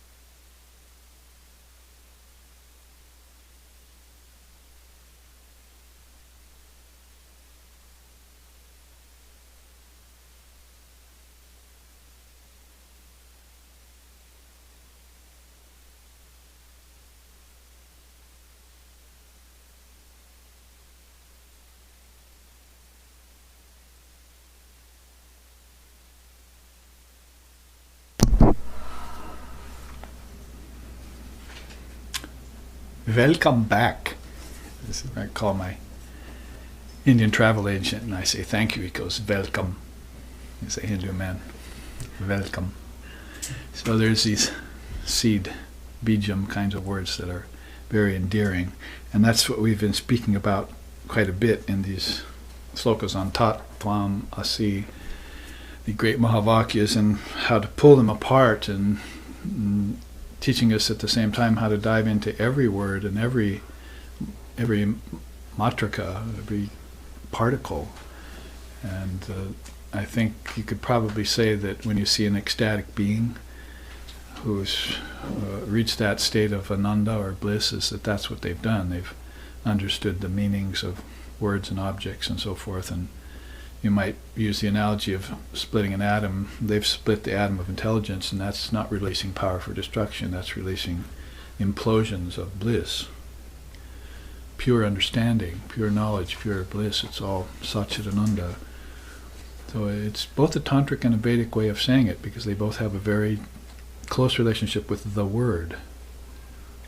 And the word hasn't really been talked about except in India since the time of Jesus, the Garden of Gethsemane. And there it was just pretty much a mention, sort of a carrot hung in front of John and Peter and people like that who wanted to go deeper than loaves and fishes and rivers and boats and nets and wives and huts. They wanted to become fishers of men, and Jesus wanted them to do that. So they need to know the understanding of word, from the word all the way down to all of its emanations, you might say, all the way out to what river means and what fish means and what hut means. And just not just know it with the senses, in other words, is what we're saying, is what we've done here in the West, but to know it with the subtle senses and then know it beyond the senses. That's stepping in three times: waking, dreaming, deep sleep, or gross, subtle, causal, we call it. 3 worlds and 3 states of consciousness. There's so many triputis that treat that kind of wisdom. All Mother's gift to us. Might seem a little bit complex when you first get into it, like my students 25 years ago. But when I started introducing these, they found out that it was actually really a pretty simple way of explaining the complexities of the kingdoms of heaven within and everything out. That's more than a mind can comprehend, the collective mind and everything.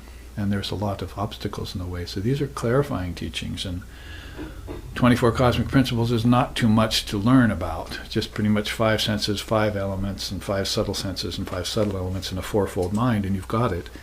And if you don't want to preoccupy yourself with the Sanskrit, that's okay too.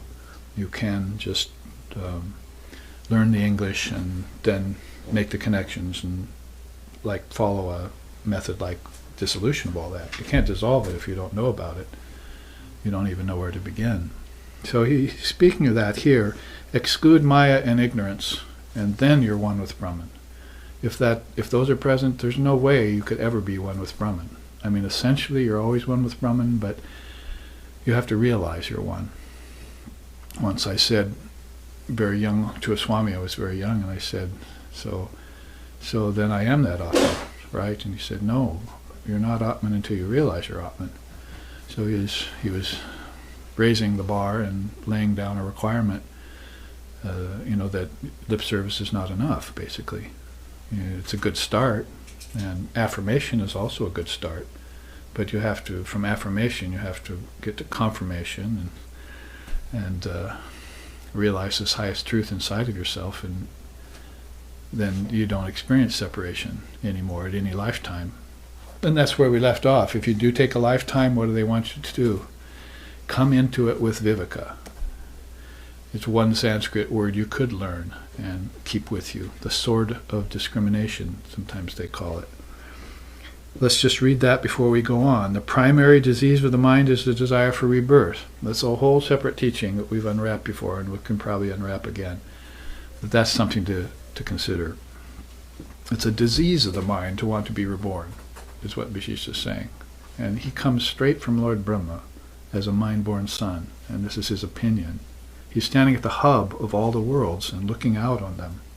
So this is his opinion. Down there in the worlds, there's Holy Mother taking a body, saying the same thing. May you never be born here again. But this is something we have to seriously consider. And if we have zest for life and love for life, and it's based on the senses and the objects, it's not long lasting, and it's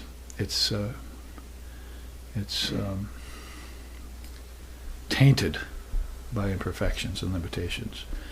So if you want that, you want to come into the body with that love of life intact and love of people and compassion for their suffering and so forth, leading them towards higher wisdom, using the Dharma, as Krishna says, to enlighten them, which is at the very end of the Gita. My highest sacrifice, my highest yoga is to teach this Atmagyan to others. The ones that do that are my real children, you see. So all the way from the meanest or smallest sacrifice to the greatest and best, you want to make sure that this viveka is a constant quality in you, constant companion. The second disease of the mind is reincarnation devoid of discriminative wisdom.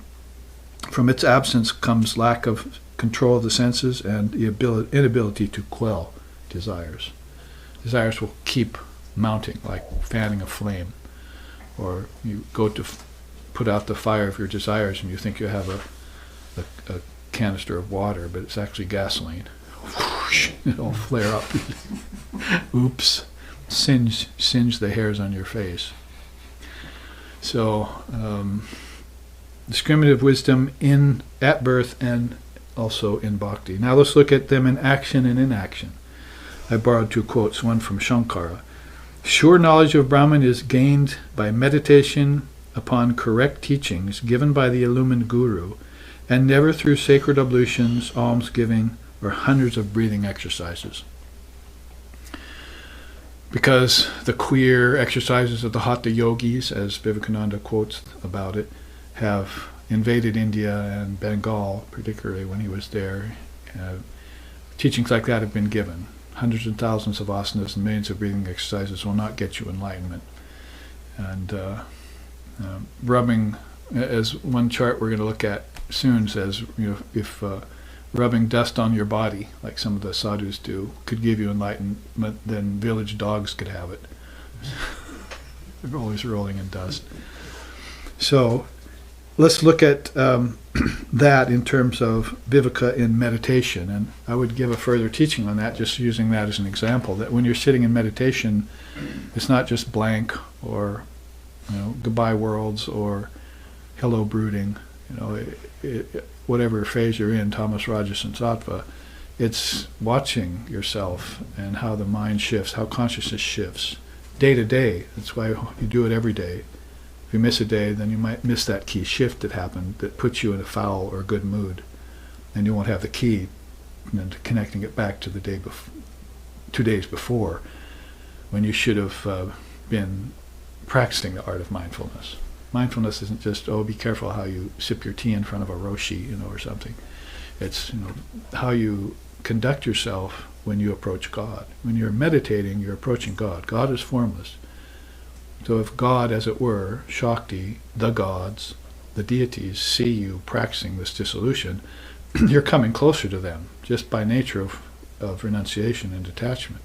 They're getting ready for this, you see, and they're getting ready to give you, that's how visions happen.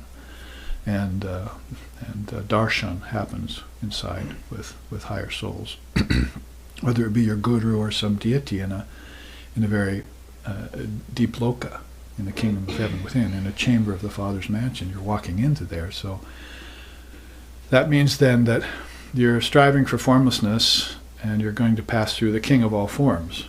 There was a castle with 7 gates, Sri Ramakrishna said. The man went to meet the king. He was behind the 7th gate. He approaches the first gate, and there's this big official there, looks regal. He says, "Is that the king?" And the man says, No, I'm not the king. I'll conduct you to the next gate. So at each gate he sees a higher and more regal-looking official. And finally he reaches the 7th gate, of course, and then all he sees is the light, and he knows that's the king.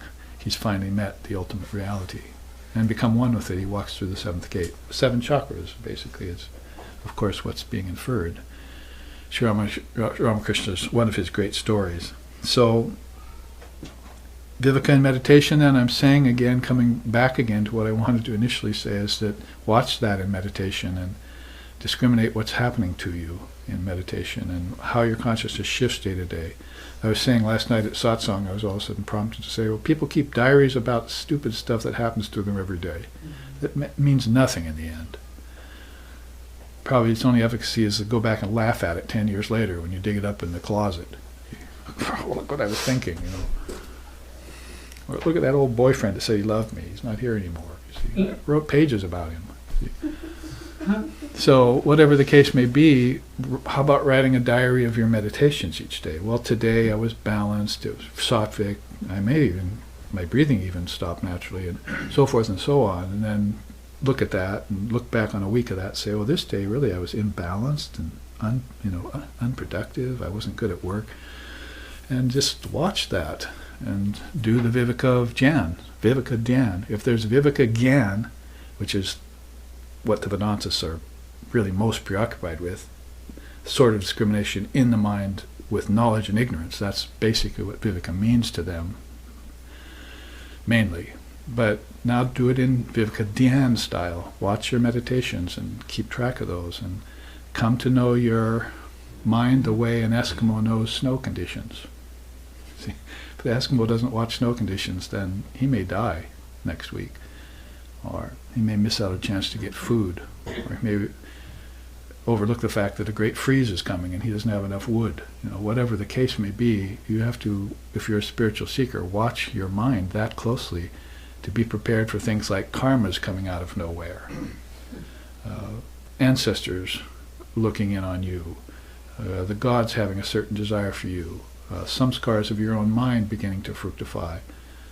And then, of course, on the other side, karma is going away, samskara is being dissolved, and ignorance is gone, suddenly gone. See, that's all due to the grace of having viveka in your meditation. Let's look then at viveka in action. I have that there, don't I? Yes, viveka in karma.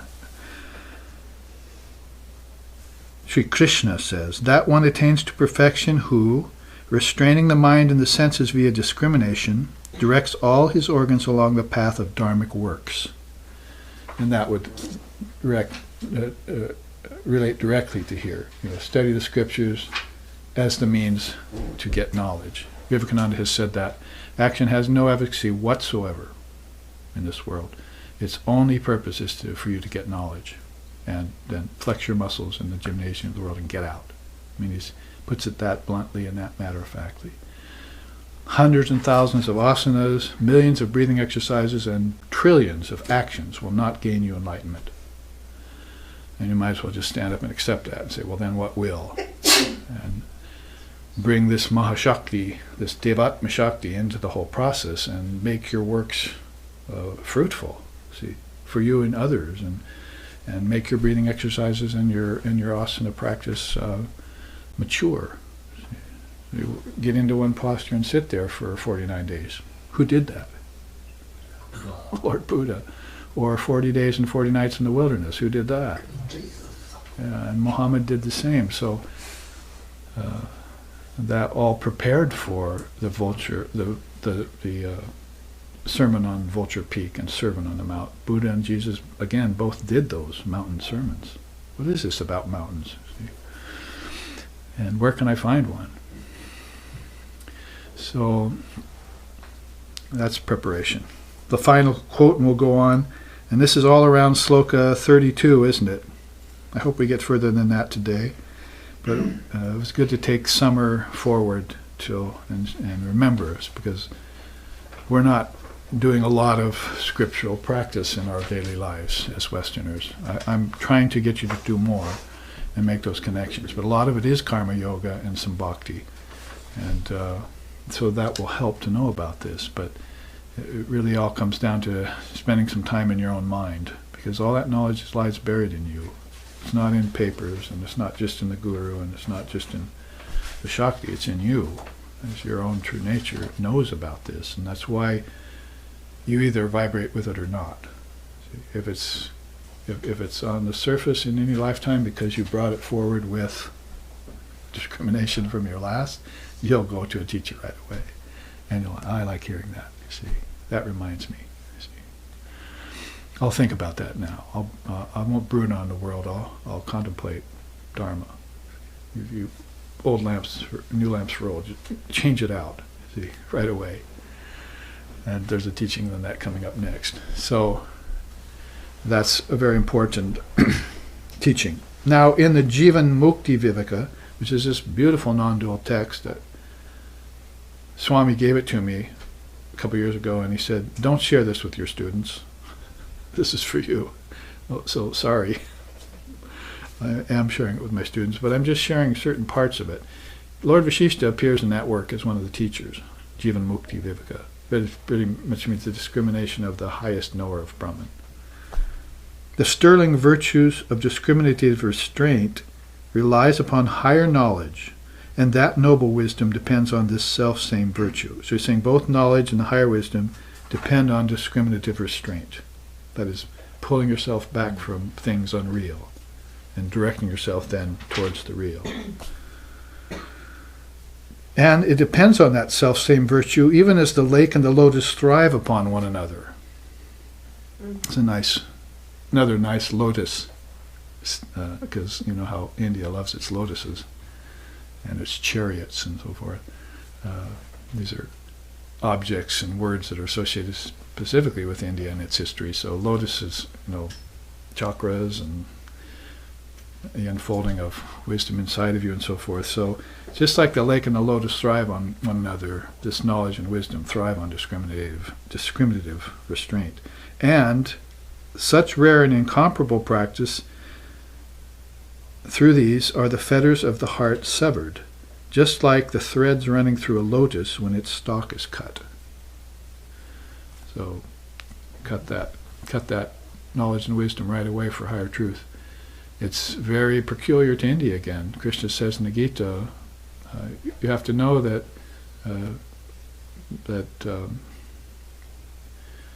you have to destroy knowledge with truth. That is, knowledge will only get you so far, and then you're going to have to consider it a barrier, knowledge, and then you're going to have to come to the highest truth of oneness. Knowledge won't exist there. They just say that percipient, perceived, and perceiver, right, was in those last slokas. So those three disappear. Meditator, meditation, and the act of meditating disappear. All the triputis that helped you in the Dharma, all of a sudden, there's the truth. You need to be able to merge with it and get absorbed in it. That's my new charge called Cutting Through Clouds of False Superimposition. This picture I took myself, and down here about 2,000 or 3,000 feet are the clouds. I'm in Nepal, up in the mountains, and I looked down 2,000 or 3,000 feet, and I saw the clouds there, and there was the sun setting. Then some distant clouds cleared away, and the Himalayas were above me. It was amazing. It was just stupendously amazing that you could be so high among the clouds, and then the Himalayas come out, and you can see that they're higher than you. That's just breathtaking majesty. So I thought about that, how to cut through those clouds of discrimination, see the sun of knowledge, and then there's the vision of truth. That's about a couple hours drive from Kathmandu. You go up and come with me to India one of these times, and you'll see these great things and meet these great souls. Purusha and Prakriti over there is very powerful, both. You want to have darshan of both of them. We are going actually this December. We wanted to go last December, but seats on the airlines were filled up, so we couldn't get any. You have to plan ahead. Now 33, to truly listen. In quotation marks there, you see. To truly listen is to pursue, by means of profound sentences, this powerful import, their powerful import. On the other hand, ordinary thinking consists of perceiving thought as being consistent with mere reason. As Paravidya and Aparavidya, pretty much there. It's quite clear. To truly listen is to pursue, by means of these sentences, their deep import. That's the Adhyatma Shakti existing in each word, in each letter, in each particle of each letter, right on into the essence itself out of which they flow, the word. See, from all words to the word is a way of moving inside. Otherwise, ordinary thinking just consists of mere reason. And so I wanted to show you this old warhorse that we haven't seen for a long time, but which for the older students will be familiar. And it's an early teaching. I think it's V48 or something like that. So it was early on in the composing of these Vedanta charts. I have charts in Tantra, I have charts in Samkhya, I have charts in Gita, I have charts in Vishishta Yoga, and charts in Buddhism. In fact, I was telling about the 6 or 8 charts I made in Zen Buddhism to that woman at the print shop yesterday. She wanted to see those. I didn't have any with me, but I invited her to come and share those great teachings in Zen Buddhism. So we started thinking early on, what's one way of putting all of these great teachings into a simple formula for people to entertain, at least early on, until they could find the time to get deeper, time and interest, get rid of the distractions, get rid of apathy, and find the time to go deeper and spend time inside where all of this is waiting for you. You know, as Sri Ramakrishna said, brush away all the pebbles and there's the gold shining, gold of the Atman inside of you. But some pebbles become mounds and people have to dig for days to get to it. Well, in a sense, even great souls like Buddha had to sit for 49 days. And when he did, he got to the depths of collective consciousness. And in their case, they're not just brushing away the pebbles of their own present life karma that tend to accumulate, like dust on a mirror, Shankara said, but they're actually digging with a shovel in the collective mind to get to pierce through something. In Buddha's case, like free yourself from your ancestors was one of his main points. You're on a wheel with your ancestors. It's just not enough for him to say, samsara is a wheel, birth and death, and you're revolving on it. How does that wheel operate? What's its felly? What's its spokes? What's its sub-spokes? You then find you back to the main problem is your ancestors. That you're just being born and again in this relationship with souls who are unillumined and who are not looking for enlightenment. Pure and simple. Not interested. So that's going to be something you're going to have to distance yourself from, as if you would distance yourself from a forest fire or from Maya.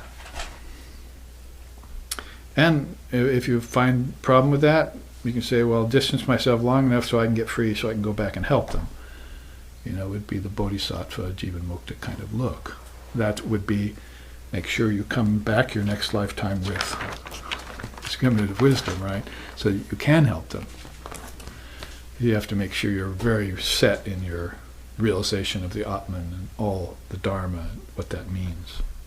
So anyway, how do we tell them? Well, we tell them basically there's 3 obstacles. Sense of ownership, sense of agency, and sense of separation. That's probably as simple as you could put it, because you could explain it in so many ways, yogically, samkhically, tantrically, through the 4 yogas, that this is actually what you're trying to do. But if you really boil it on down, if it is all the ego's game, then you probably want to start out with a sense of ownership around things and let go. Then find out you're not actually doing action. There are 2 ways to understand that. Number 1, my ego is doing the action, and there's no action possible in Purusha. Or number 2, Mother is doing all action through me. That's going to take some deep wherewithal to realize that. You can't lip service that one. Sorry.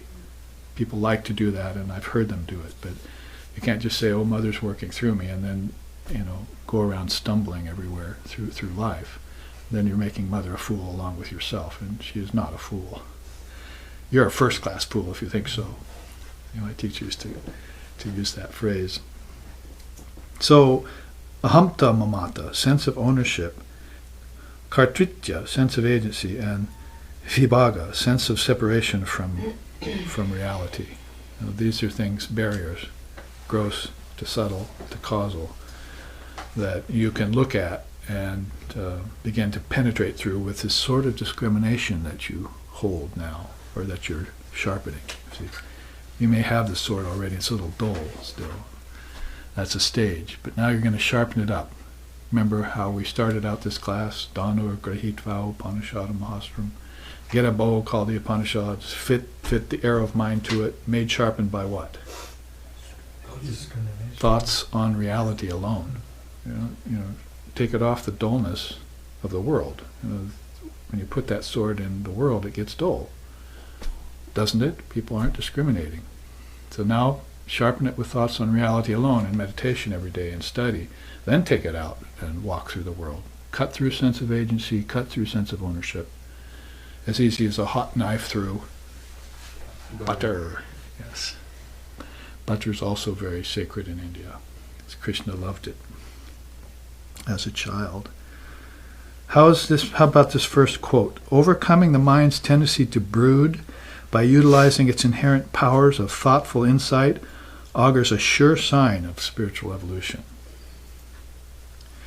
Within the still and peaceful atmosphere of wisdom samadhi that results, the mind gets transported back to its original state of blissful and equanimous awareness. And so it is, as the Upanishads say.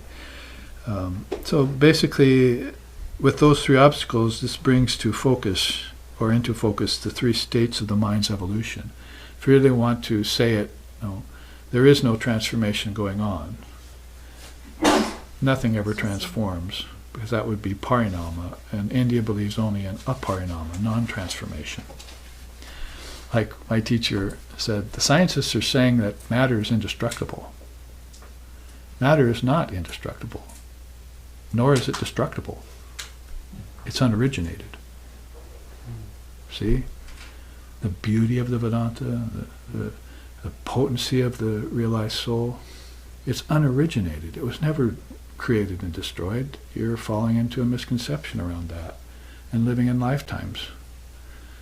That's why you've come to trouble with splitting atomic particles and using them for destruction and so forth. It's unoriginated. You cannot destroy it. It was never created. It's eternal. It's just going in these cycles. And you have to decide whether you want off those cycles or not. Cycles of samsara, cycles with your ancestors, even cycles of going to live with the gods in heaven. You must get beyond those to realize your true self, because your true self doesn't cycle. You don't have to recycle in the Atman. Out here you have to recycle. So transformation, the word, if Vivekananda, I can quote him, paraphrase him, means if there is such a thing as transformation at all, if it's at all true, it's happening here, nowhere else. It's happening in the mind. So this is why it's called the three stages of the mind's evolution. Chitta Chinta is brooding mind. Chitta Lochana is thinking mind. Chitta Bhati is illumined mind.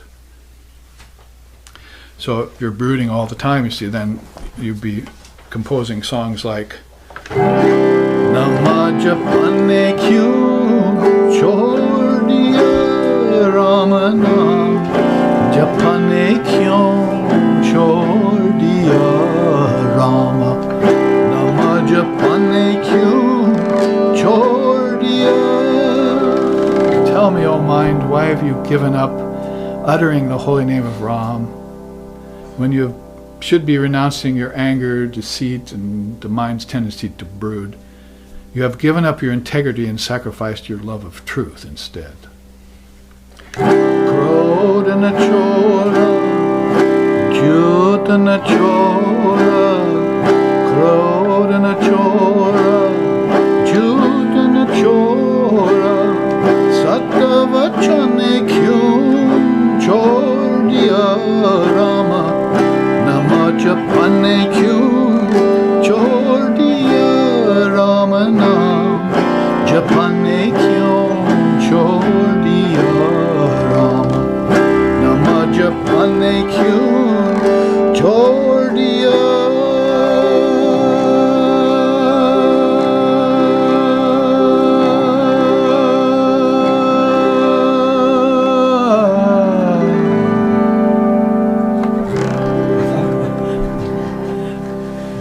Not as good as I used to be when I was younger, but some sort of attempt at operatic impression. Wants to emphasize more than Madame Butterfly or something. It's on you the profundity of these teachings in the Eastern sense, Indian Dharma. And he says, you flatter the millionaire, but you forget to praise Sri Ram, who is actually the owner of the entire universe. Mm-hmm. You know the joke sometimes we say, there was this opportunist, and he all of a sudden got the voice of God. He said, God, is that you? Are you there? God said, yes, I've deigned to come down and give you audience for a minute. It's just time, a little bit of time. So then the opportunist immediately takes his opportunity, and he says, Lord, is it true that one penny is, that millions and millions of dollars is just one penny to you? And the Lord silenced. He said, yes, actually that's true. One penny, millions and millions of dollars is just like a penny to me. So opportunist is silent now, planning. He says, well, Lord, is it also true that all of time is just like 1 second to you? And the Lord, yes, that's true too, my son. All of time is just like 1 second. Then the opportunist takes his chance. He says, Lord, will you give me one of your pennies? There's a silence, and God says, give me a second to think about it. I read that in a I think a Vaishnava magazine some years ago that was out. But that shows you this tendency of the mind to brood on money, on sense objects, on things that actually have not only no real substance, but they make you sacrifice your integrity instead. And prostitute yourself in all sorts of careers and professions, and become a first-class fool. You know, dance like a puppet in the strings of Maya, instead of being noble, and being master of Maya, transcendent of Maya. So beautiful. That is actually a bhajan by Kalas. We used to tour the United States in the 70s, 80s, and 90s, singing these kinds of pieces. We didn't go for the singing over and over kirtan style and dancing. That didn't seem to be making any help to people. They just saw they went on worshipping their egos instead of God when you did that. But if you made them sit down and think through music of these profound truths, we thought that had an effect on some of them. So that was our spiritual discrimination as a artistic ensemble. That's what we did with our spiritual sword, to try and cut through that pervasive illusion and delusion that were there in Maya and there in the human mind. Illusion in Maya, delusion in the human mind. A good way of cutting through with that kind of melodic impetus, see, and then talking about it afterwards with them. And do some svadhyaya, some atma-vichara style work with it. I still think it's a facet whose time has not come yet on a grand scale. We need to bring that back, contemplating the Dharma. Because that is really splitting these atoms of intelligence. It's really the road back within you. Kingdom of heaven within you, that's the road to it. If you say kingdom of heaven, that's the ultimate, capital K. But the kingdoms of heaven could also be brought out as a teaching. All these lokas, all these akashas, all these worlds, in time and space, even where time and space gets truncated or expanded, like in a dream or in deep sleep, those are also subject to time and space. And matter is in all of them, either in a manifested state, a subtle state, or an unmanifested state, waking, dreaming, and deep sleep. You're all then focused on every word I'm saying, right? That's exactly how I was with Swami Sheshanandaji Maharaj in my late 20s and 30s. I was hanging on every word he said. This was truth to me.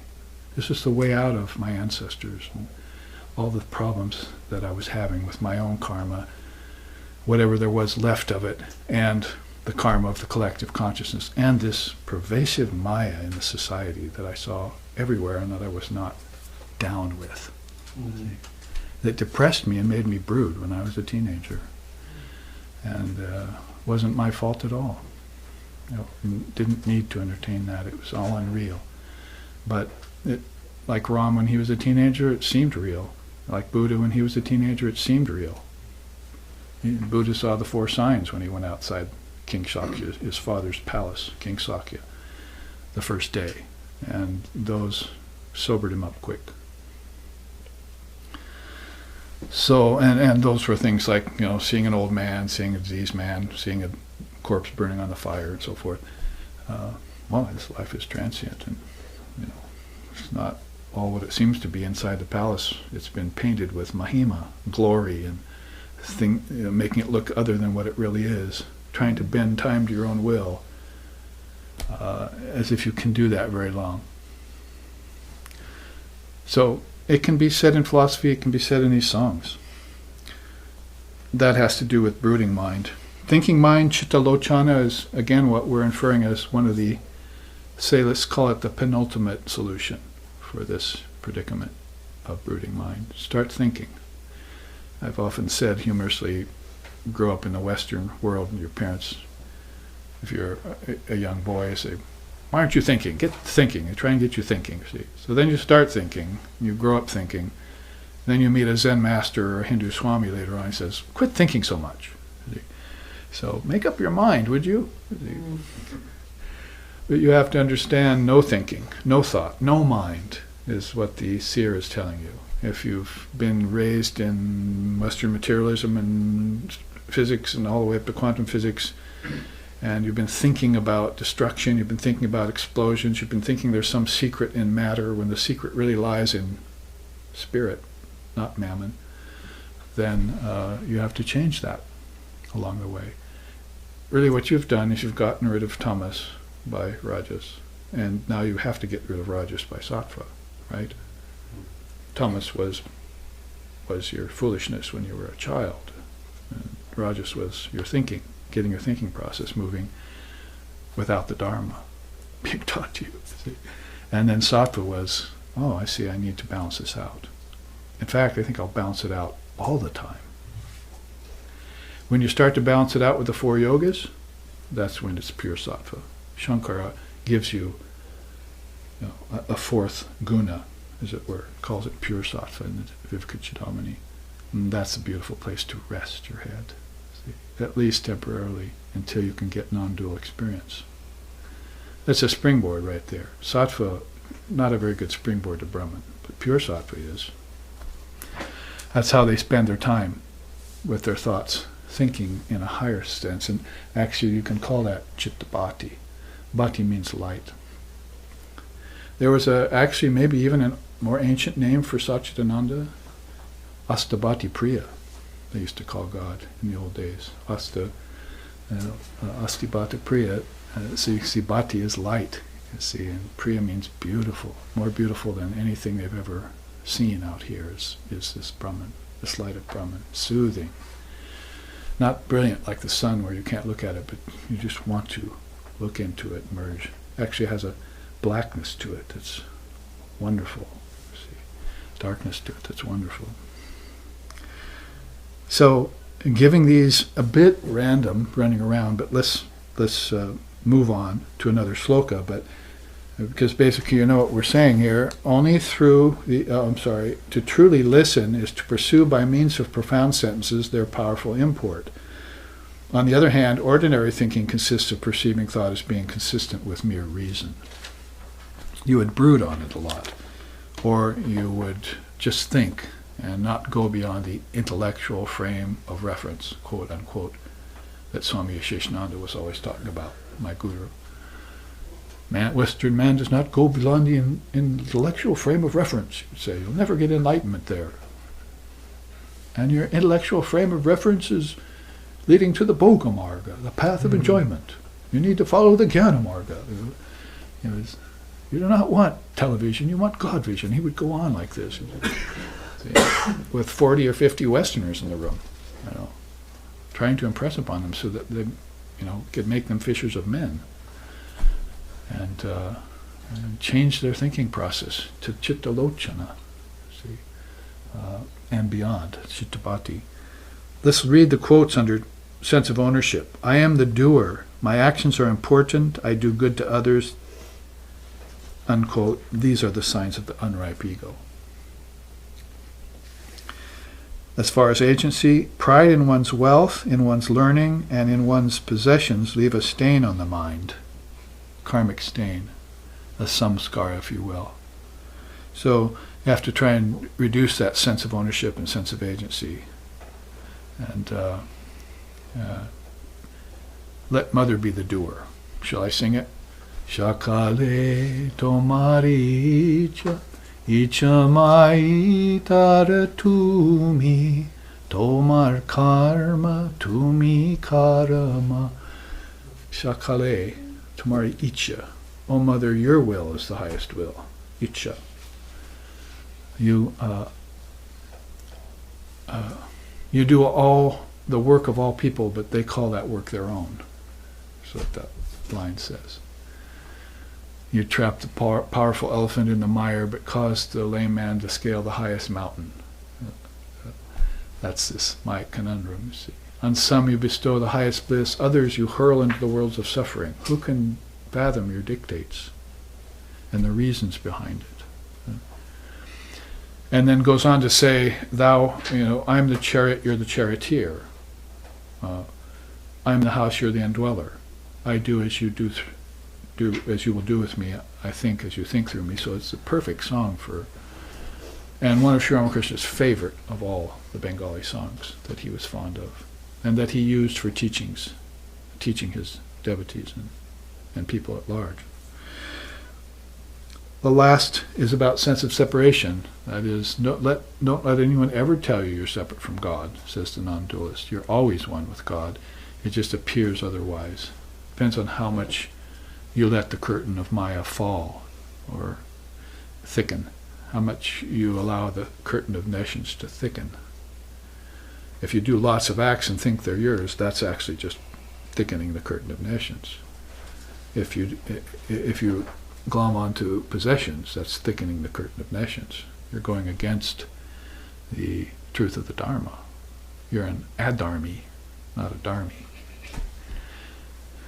So you want to thin that curtain of nescience so you can get a view through it. So it says here, Prahlada had two moods. Sometimes he would feel that he was God. In that mood he would say, "Thou art verily I." But when he was conscious of his ego, he looked upon God as his master and himself as the servant. So that's a bhakta way of dealing with the jnanic problem, isn't it? I mean, Prahlada was a great bhakta of the Lord. He was actually an asura, a negative being, and he got transformed and started thinking of God, and so the other demons wanted to kick him out. See, his father was the king of the asuras and didn't like his son worshipping Vishnu. You see, it's beautiful. That's why Sri Ramakrishna loved Prahlada and Narada and great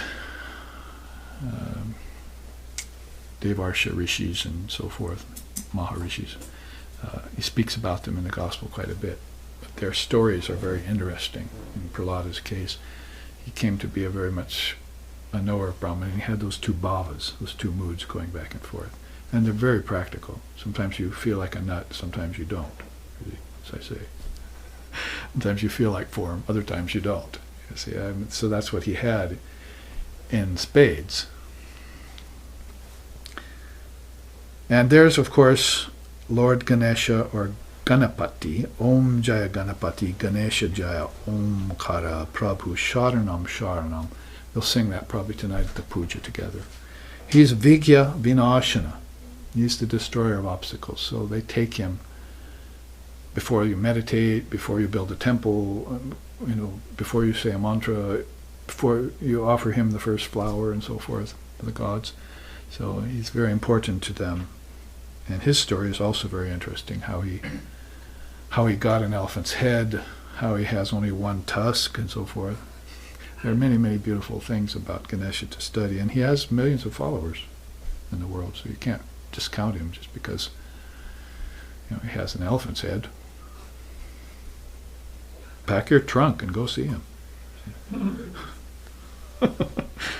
The three plateaus of spiritual evolution is this final teaching in this chart.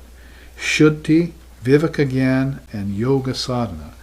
under Shuddhi, the quote is this is the father of yoga: ascetic observances, silent recitation, study of scriptures, reciting the mantras, surrendering all practice to God under the auspice of devotion. This is authentic purification. Nice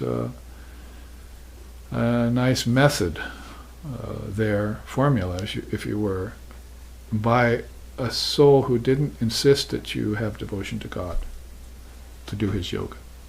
Didn't insist that you even believe in God to start into yoga. He said, just start practicing this. You'll find out what God is.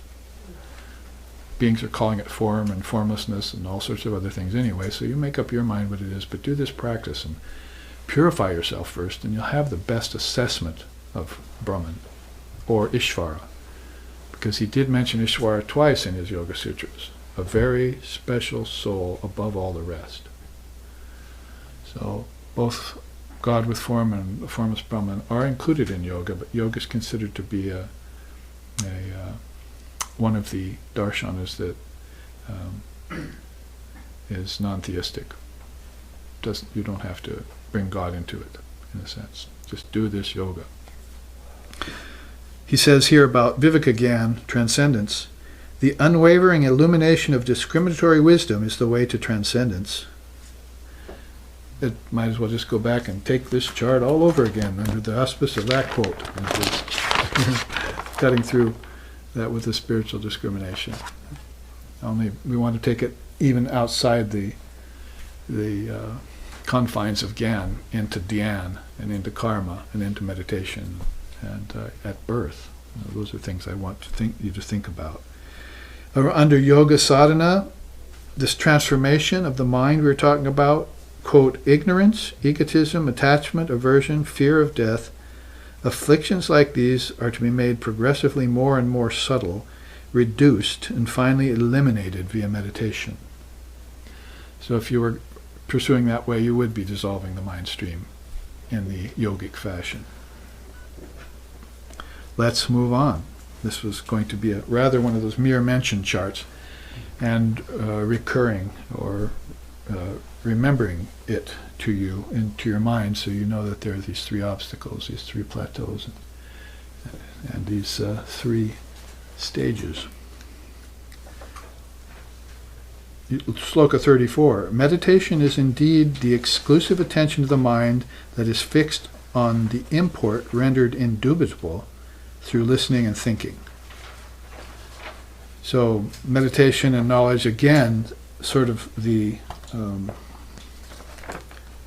points here. So where I have something you can see under that heading here. Like say this. And of course we won't take this in any depth. We use this for yoga retreats, but as far as them mentioning listening and thinking,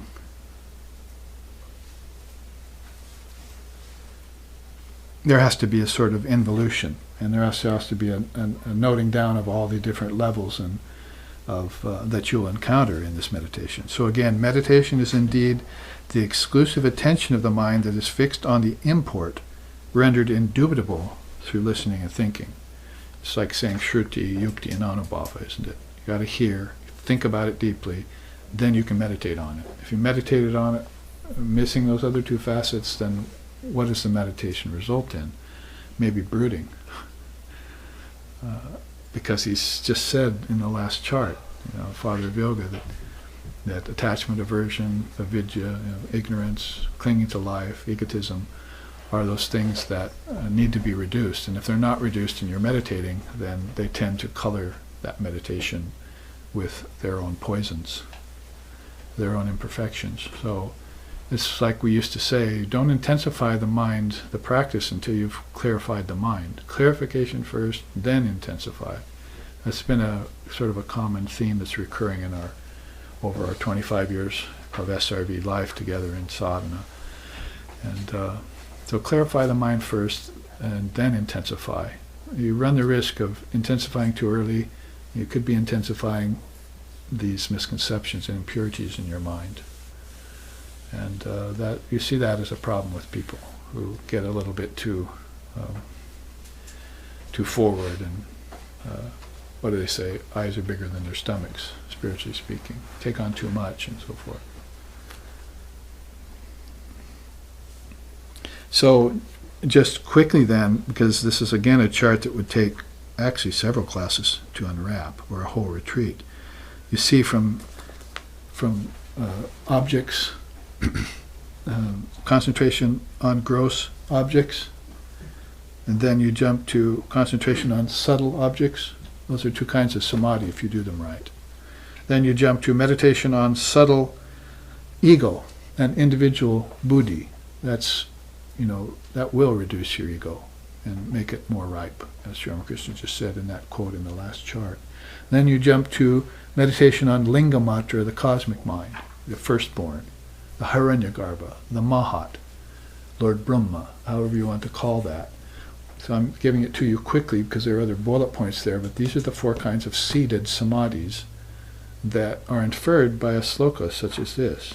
It's exclusive attention on the mind fixed on the import, rendered indubitable, that is just absolutely true, through listening and thinking. So you have to listen, as the last sloka said, to truly listen is to pursue the imports of these teachings, not just at the intellectual level, but in the level of the Adhyatma Shakti herself. Bring her into the picture and have her explain this deeper wisdom to you. You can contemplate that rather than contemplate just the intellectual meaning, then you're becoming a yogi, maybe in 6 months, as Vivekananda said. So listen, and then with the objects, then also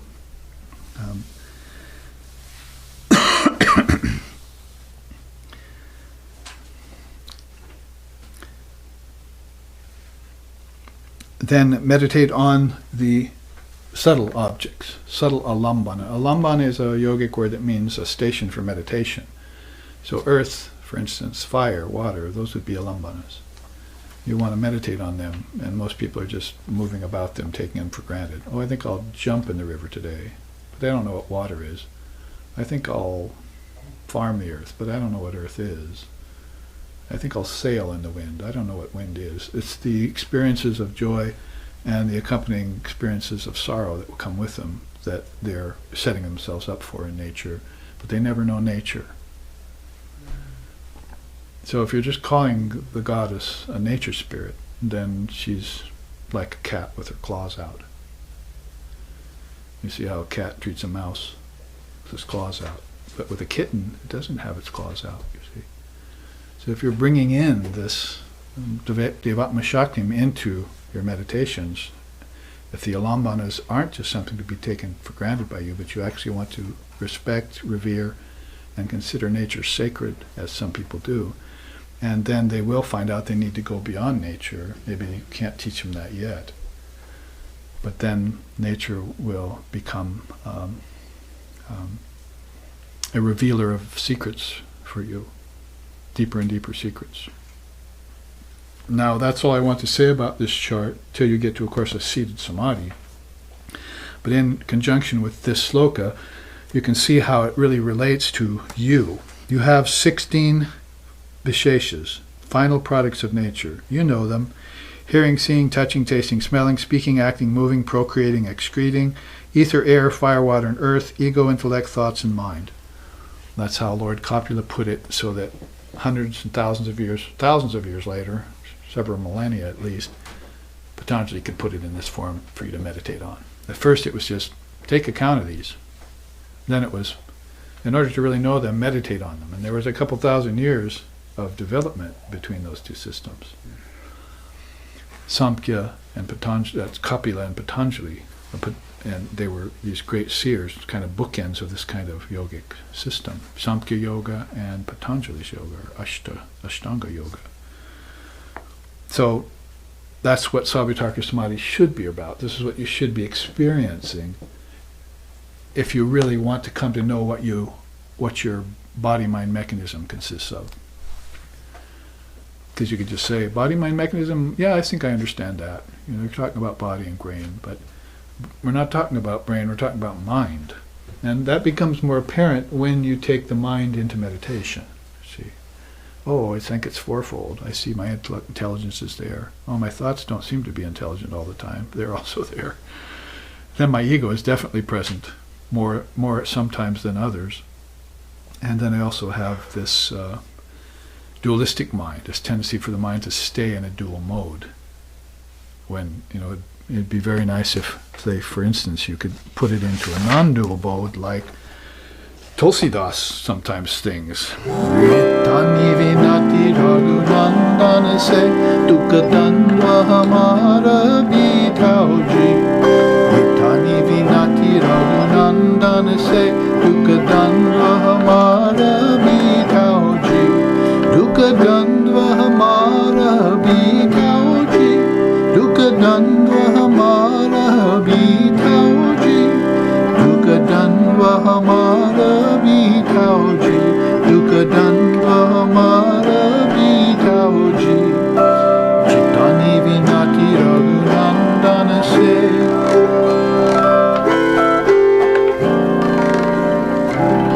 This is my prayer to thee, O Raghunanda, that is Sri Ram.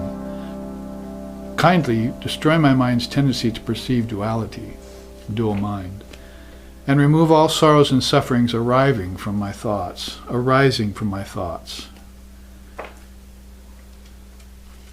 For Atman alone abides, nothing else truly exists. It is attachment to relativity that gives birth to the miseries of life. So detach from relativity and attach to reality in whatever way you want to try and do that. Giving up sense of ownership, sense of agency, and sense of separation is a straight to the point kind of teaching. Meditate on all the 24 cosmic principles, take them to task, see that they're not the self, and find out what the self is after you reject them, or eject them. So this is how Patanjali is describing what should be happening to the mind, samadhi, not sorrows arising from relativity. That shouldn't be happening to the mind. You should be in samadhi all the time. A samadhi of some type. I mean, the ultimate samadhi, give it time. Time and satisfaction of desires and grace of God are all going to be necessary for you to realize a state like that. But in the meantime, you can be preparing for it. You can be qualifying yourself. If you then jump to this ego samadhi, that is the ego of bliss, then what you have here is contained in this quote. Yes, right. Having gained that which is considered the greatest gain, and wherein he is not shaken even by the heaviest affliction, let this bliss, which is the disconnection from exposure to all pain, be known by the name yoga. Sri Krishna puts it nicely that way in the Gita. Now, back here, because we skipped over a little bit, at the savichara level, you have to start meditating on things that are a little bit subtler than these, like the 5 tanmatras. Those are audibility, visibility, tangibility, flavor, and odor. And then also this sense of separation, this individual sense of I-ness. He puts that in the category of this savichara samadhi. And he says about it, tanmatras are primal matter, the subtle elements out of which the gross elements are formed. There's probably no one that has put it that clearly, other than Patanjali. There is such a thing as primal matter. It's back in your mind. And that's where this gross matter came from. I mean, he's not pulling any punches there. And he's going to do away with the superstitions that nature somehow can do all of this on its own, and that you're born into it after it does it all. So you actually are the author of nature, not God, because God is beyond nature. You could say the God in you, but quite often that gets misrepresented by the ego. Because the seers will not produce worlds in space and time. They are not given to sankalpa. As soon as their business is done, they're back to formlessness. They don't dally, unless they have some very important business, you see. So these are all Vedantic teachings that clarify things that are thousands of years old in our thinking process. And those are age-old superstitions. There's a beautiful song that says, "Oh, Sri Ramakrishna, you've come and you've destroyed age-old doubts." not only by his teachings, but just by his presence. He destroys them. You're seeing a man living in all of these samadhis plus more. The Brahmin priests of his time couldn't even count the samadhis he was going into. Some of the samadhis he was experiencing were not listed in their scriptures. And India has very comprehensive scriptures, as you might know by now. So, something to be thought of. The Tanmatras, according to Vivekananda, are missing in our ideation today, generally, and especially in the West. They're missing. So therefore we don't know that gross matter comes from subtle matter. We don't even entertain the thought. We're looking out into space, or we're looking into the atomic particles if there's some sort of secret there. But it's just leading us further out, and it's running us at risk of committing violence and karma with one another. This all has to be turned around, and it's going to be turned around by right orientation, right thinking, right perception. Who am I quoting? Lord Buddha and his 8 Noble Truths. Ashtanga Marga. So whether you look at the Ashtanga Yoga or the Ashtanga Marga, which were some 600-700 years apart, Buddha being first, Patanjali coming later, find Patanjali was very influenced by Buddha's teachings, his Yoga Sutras, but he's putting them in his own context, and very valuable to contemplate. Now, to finish this up, because we probably have reached the end of our time, haven't we?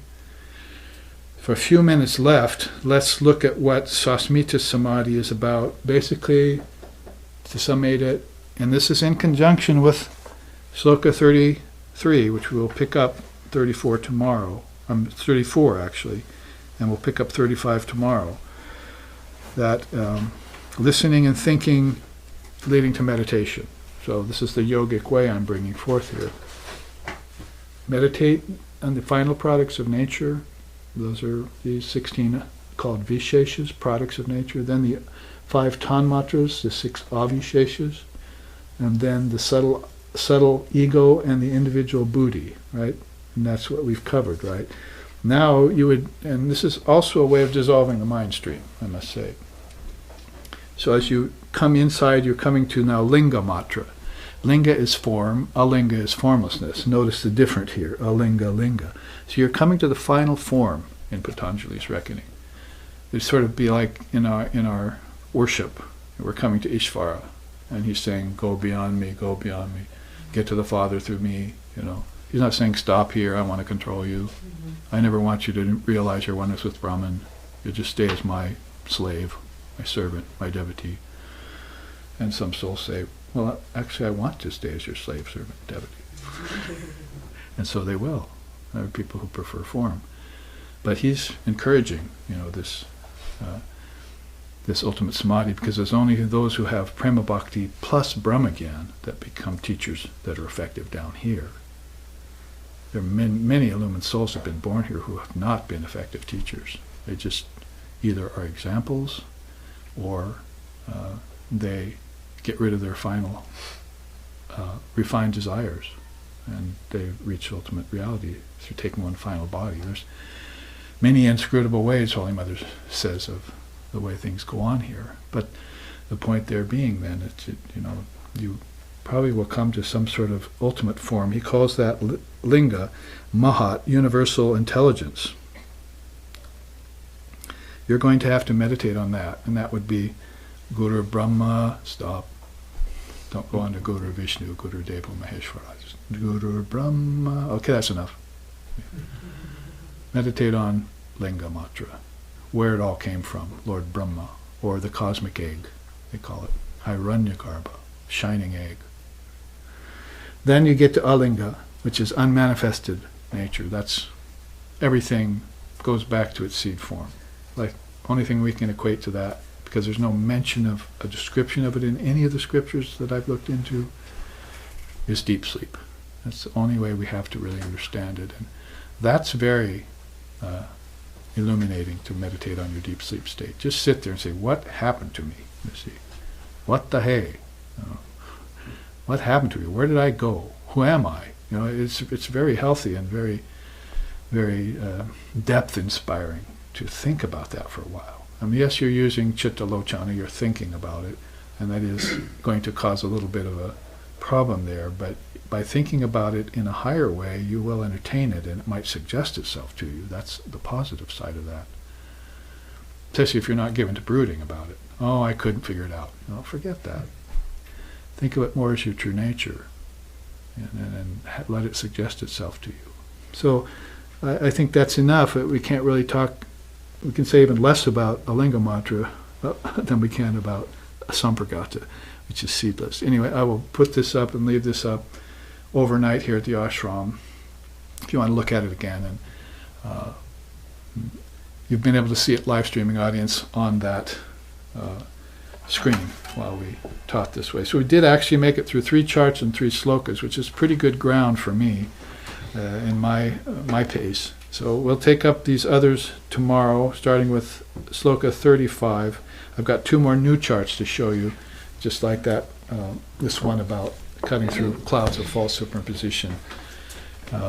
I have 2 announcements to make here, but I will do it after the live streaming audience departs us. So here, let's end with a chant. Om Bhadram, Om Bhadram Karnavih Shriyama Devaha, Bhadram Pasyema Akshabir Yajatraha, Sthirairangayish Tushtuvam Sastanuvir, Vyashema Devahitam Yadayahu, Swasti na Indra Vrida Shravaha, Swasti na Pusha Vishwadevaha, Swasti na Starsho Arishtanemihi, Swasti no Brihaspatir Dadatu. Om Shanti Shanti Shanti. May we hear with these ears what is good and spiritual, see with these eyes what is noble and uplifting.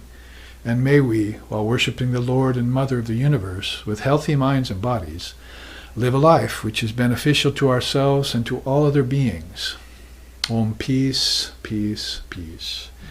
May peace be unto us, and may peace be unto all. Om Hari Om.